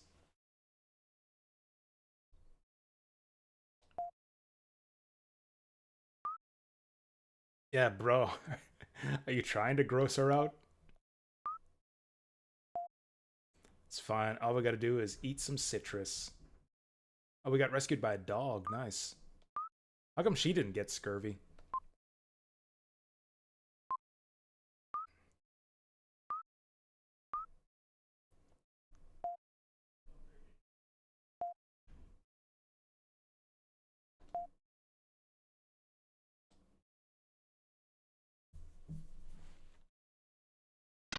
Oh, that's cute. Gotta jump off the ledge of the bed there. Yeah, we gotta go say thanks to that dog.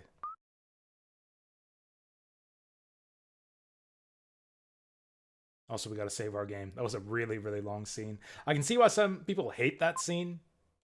I think I love it. I think this is the moment where I've like really, really started to like this game.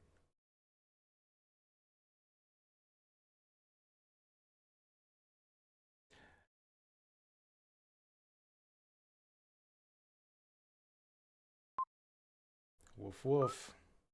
This dog's name is Turbo. That sounds familiar. Was there a dog named Turbo in like Terranigma?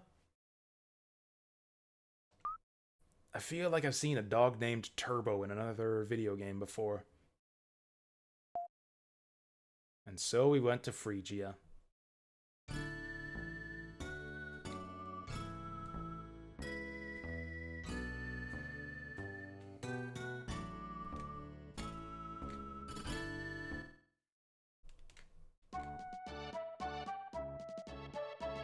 Oh, we got the cherry blossoms here.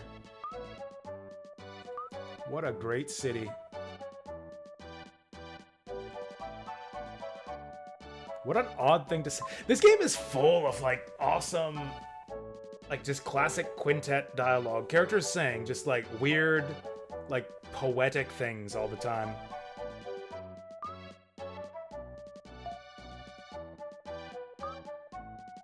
Translation seems kind of questionable at times, but other than that, I've been really liking the writing at times.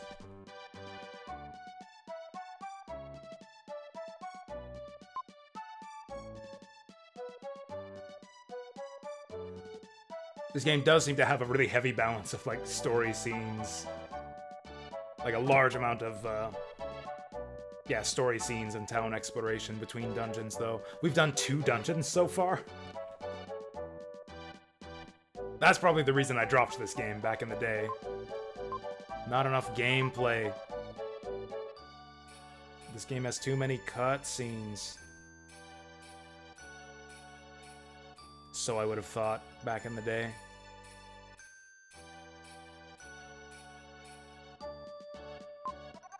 I think Terranigma does do a lot better on the gameplay front. Not just in terms of like the actual gameplay, like the combat, the dungeons, all the different cool moves you can do, but just on like the balance of gameplay to story scenes as well. This place is a dump. Also, there is a weird ghost guy at the window there. If you don't want to lose your lives, go home. I want to lose my life. I'm ready. Destroy me with a shotgun. Dumpster my body after killing me. Going through the window. Okay, fine. I guess we have to live. I missed that dialogue. Oh, maybe there was a gem in there. Maybe you got a red jewel. I couldn't actually read. Oh, or we found herbs. We got our garbage herbs.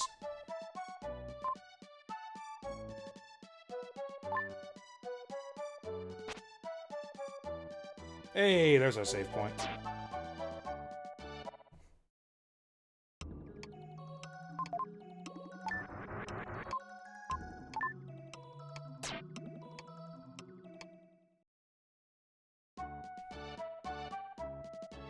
Actually, we got several red gems now. I should try to find the guy that takes red gems.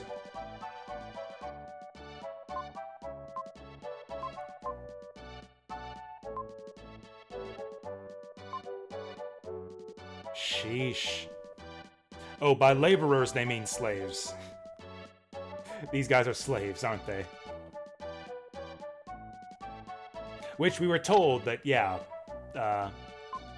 some guy named Steve or Sam or something got taken in as like a slave in Phrygia. Okay, let's sneak behind this guy.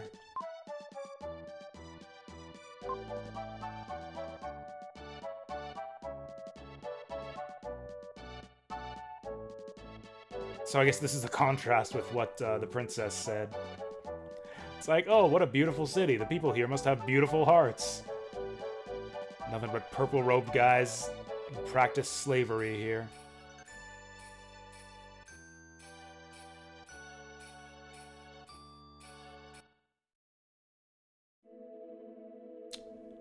Yep. The labor market, huh?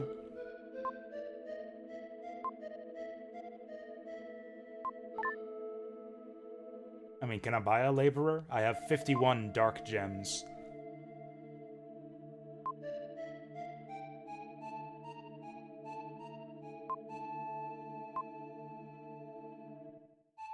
Sheesh, this is dark.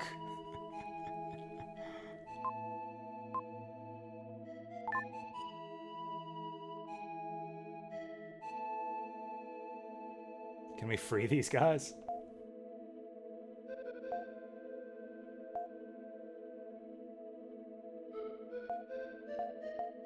Huh? Good to know.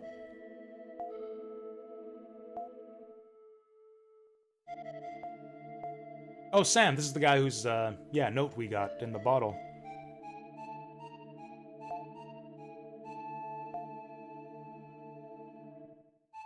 Being held in a house on the corner of the back street in town. Please save him.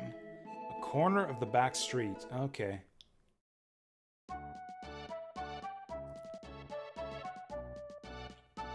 Damn, some shady shit goes on in the back streets of this town.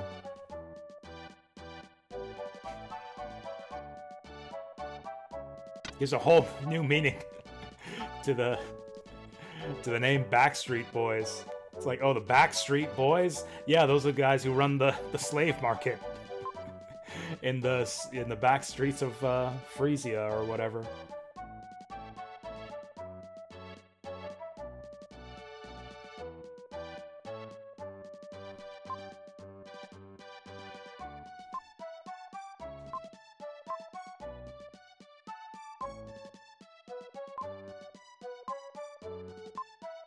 Oh, this guy.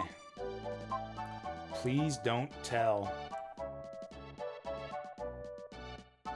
Oh, can we report this guy to the dude in the purple robe? That's probably the escaped slave he was talking about.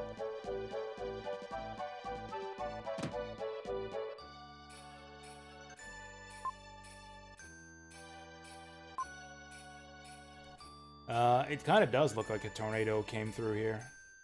Got any red gems? I still haven't found a red gem trader in this town.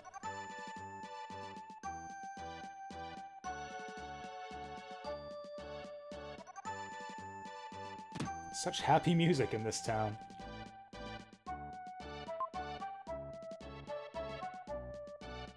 What? There's nothing wrong with the upstairs. This is beautiful. Look at all these flowers. Oh. Oh.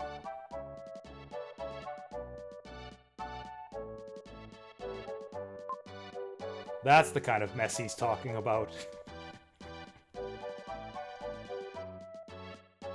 I guess those two were making a mess before we walked up there. Phrygia, that's what this place is called.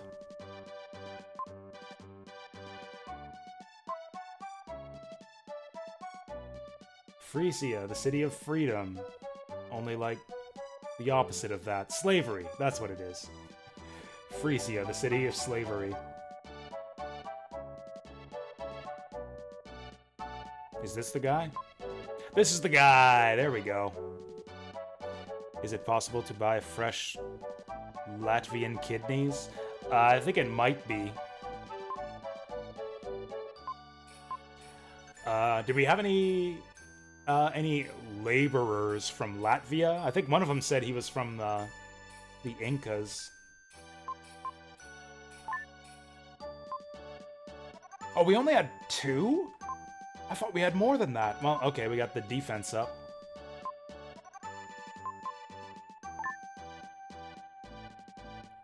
Oh, 3 more and we get a life force. So we kind of like max out at 20, or I mean, I guess 30. 30 gets us the dark power.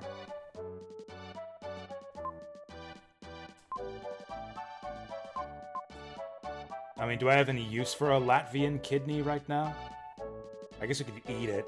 We could make, like, kidney pie. Mmm, kidney pie, just like Grandma used to make back home. That does sound like something that Will's grandma would make. Some of my special Latvian kidney pie. Maybe that's what she poisoned, those guards with.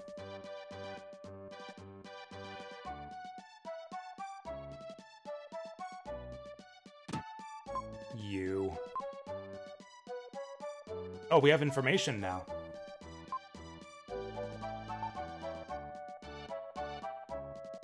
Oh, we gotta break the door down now. Quiet, you. All right. Oh, hey, okay, that was easier than I thought. Damn, that's a strong flute. Where'd the rope guy go?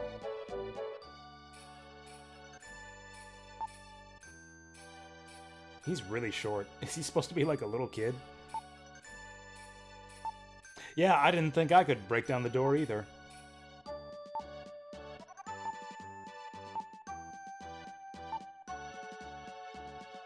Alright, we have learned the location of the mine.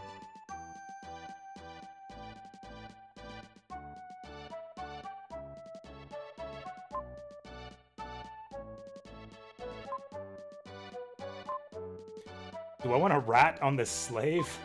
What could happen? What's the worst that could happen if we rat on the escaped slave?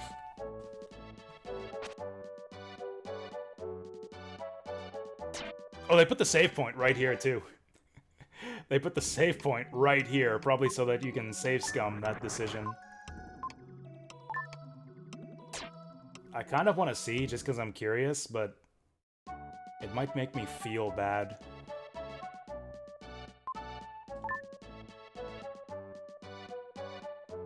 Oh, he's gonna give us a red jewel. Wait a second, do I have to do this to get all the red jewels in the game?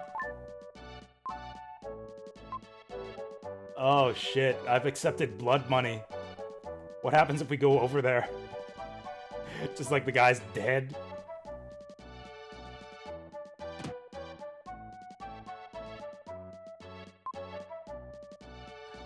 This wasn't the place.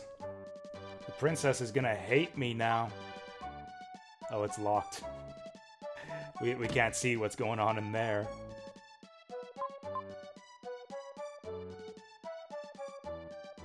We got a red gem. Like, do we just keep this?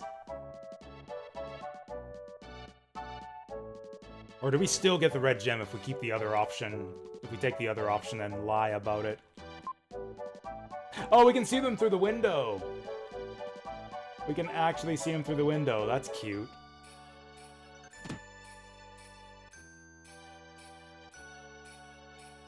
Hey, the gang's back together. Almost.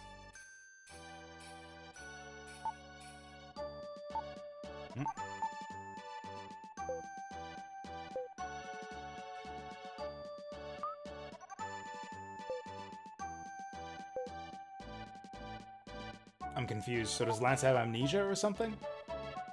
I guess he hit his head.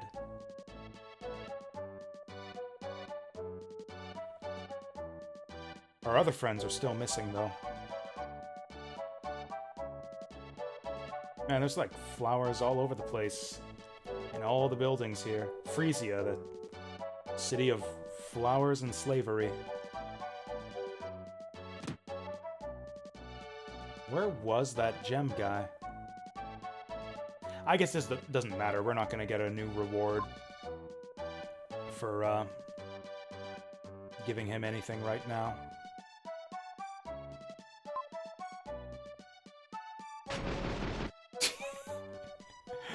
Mate, your hair's on fire.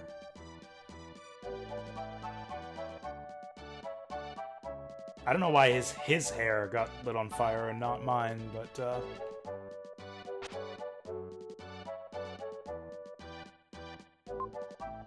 this guy's guarding the back streets. Okay, I thought there might be one more laborer here now that we ratted on that other guy.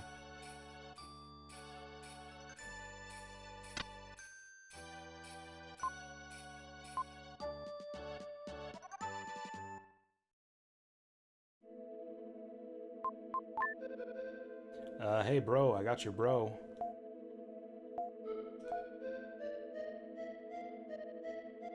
Or did I?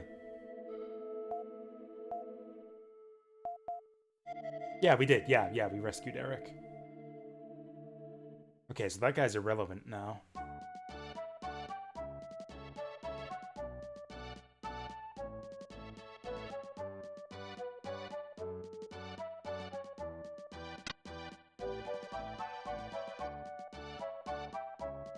Now I don't know what to do. Oh, you know what? This is the place to get the jewel guy, isn't it? I feel like we might as well get that red jewel out of my inventory.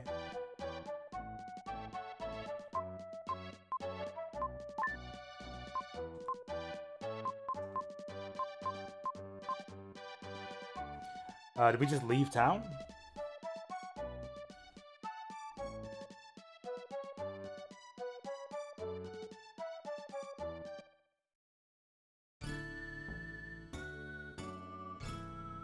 There we go, diamond mine. Okay, that's what we do.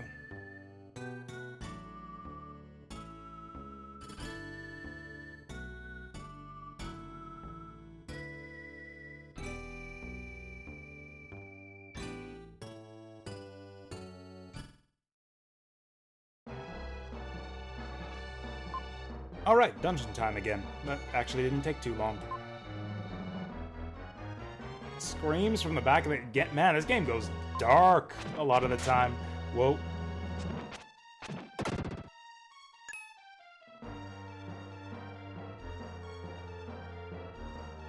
What was this game rated back in the day? T for teen?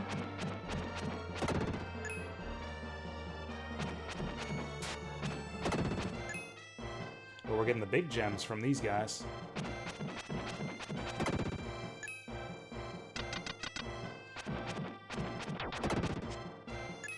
Oh, we're taking big damage from these guys. Too dumb to play this back when? Hey, me too. Yeah, I got stuck relatively early on. Whoa.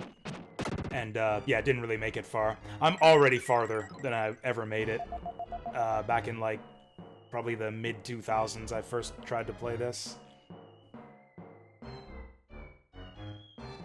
And that's not even me being like a dumb, like, 5-year-old kid or something when I was actually too young to properly play RPGs. That's me when I was, like, in high school.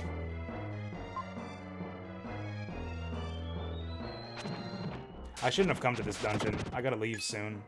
I need to find a save point. That's a dead dude there. You're free! Damn, that's a strong flute we got. Okay, 8 laborers. Okay, this will rebalance our karma.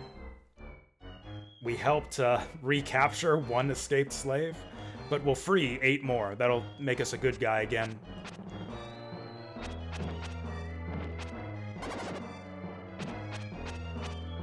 This is weird, a beholder that petrifies himself.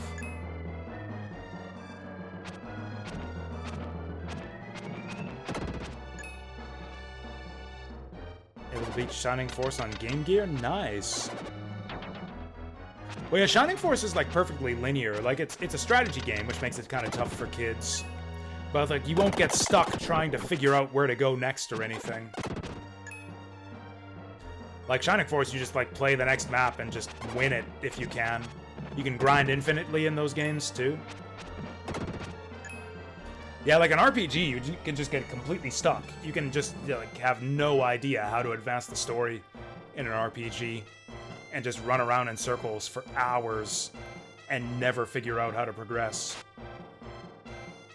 Shining Force, you always know what you have to do next. You just have to beat the next map. And if you can't beat it, you just have to keep trying it until you get enough experience. Did I just get my HP drained or something? You're free! Oh, this mine has a secret room. An entrance that blends into the wall. Watch for wind blowing through the cracks. Oh, it would blow our hair. That's interesting. You had no idea about the... You know, that's common. I've seen some people claim that they, or claim as if I don't believe them, say that they didn't know that, like how egress worked in Shining Force. Or like how the continue system worked.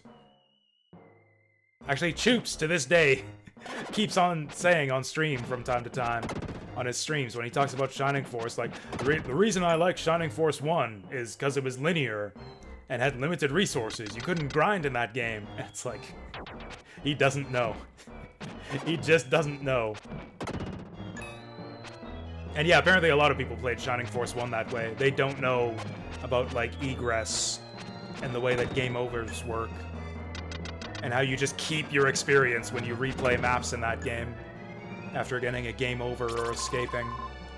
We got herb. I should probably use herb pretty soon. Also, we gotta check these walls for the wind.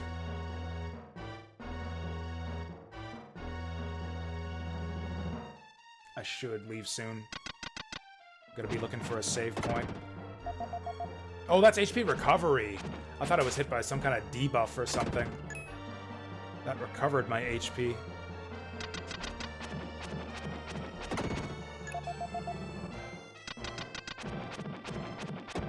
Cool, now I have no idea how many times I've hit that switch. Oh, you found out on the Switch version? Nice.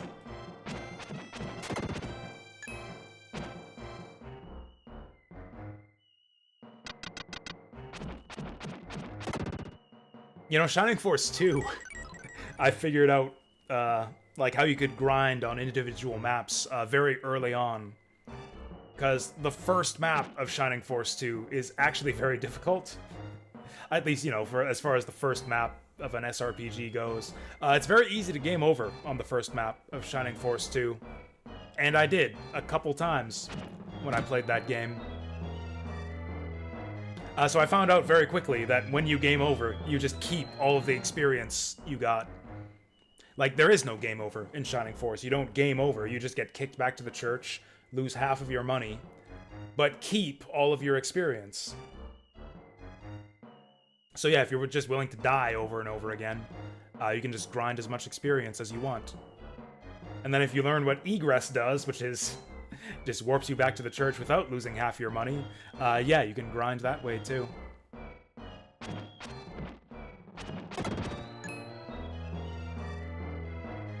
Okay, we really gotta find a save point. There's no grinding in this game. This game has like a totally linear progression curve. You get stronger just by killing all the monsters in a room, and once you kill them, they're gone forever. In this game, we just gotta clear every room once, and then that's it. That's all the stats we get.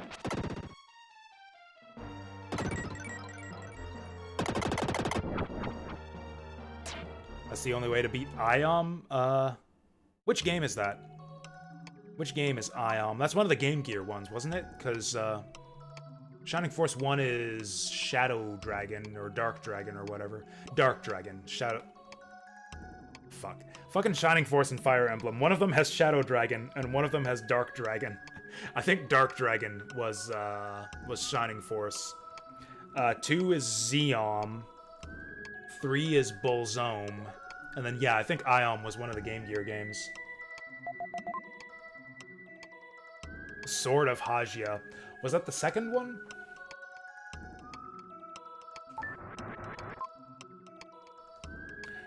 I should know all the final bosses in Shining Force, because you actually get to fight them all in Shining Force 3. If you play the, What happens if I say no? Then rest. Feels vaguely ominous when a demon face statue tells you to rest for a while. Oh, and then we get like some relaxing, spacey music.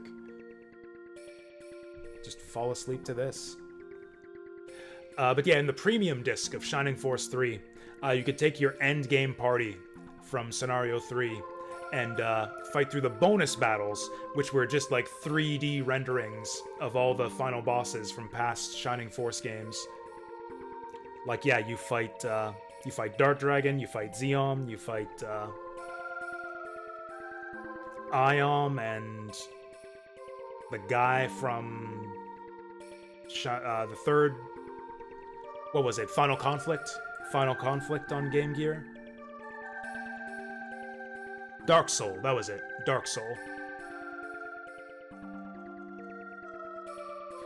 Who was the guy in the first Game Gear game? I don't remember. That's the only one I'm missing. I guess I gotta replay Shining Force 3. Anyways, I'm going to meet my friend to play some cards. We're gonna play, gonna open some packs and play sealed decks against each other in Star Wars Unlimited. Oh, also, it sounds like they might be starting to do Star Wars Unlimited weekly play at another card shop in the city on Wednesdays. I'm gonna have to think deeply about how that interacts with my streaming schedule. I probably won't do it if they do start playing Wednesdays. I'll probably just keep playing Tuesdays, because I don't need to play Star Wars 3 times a week.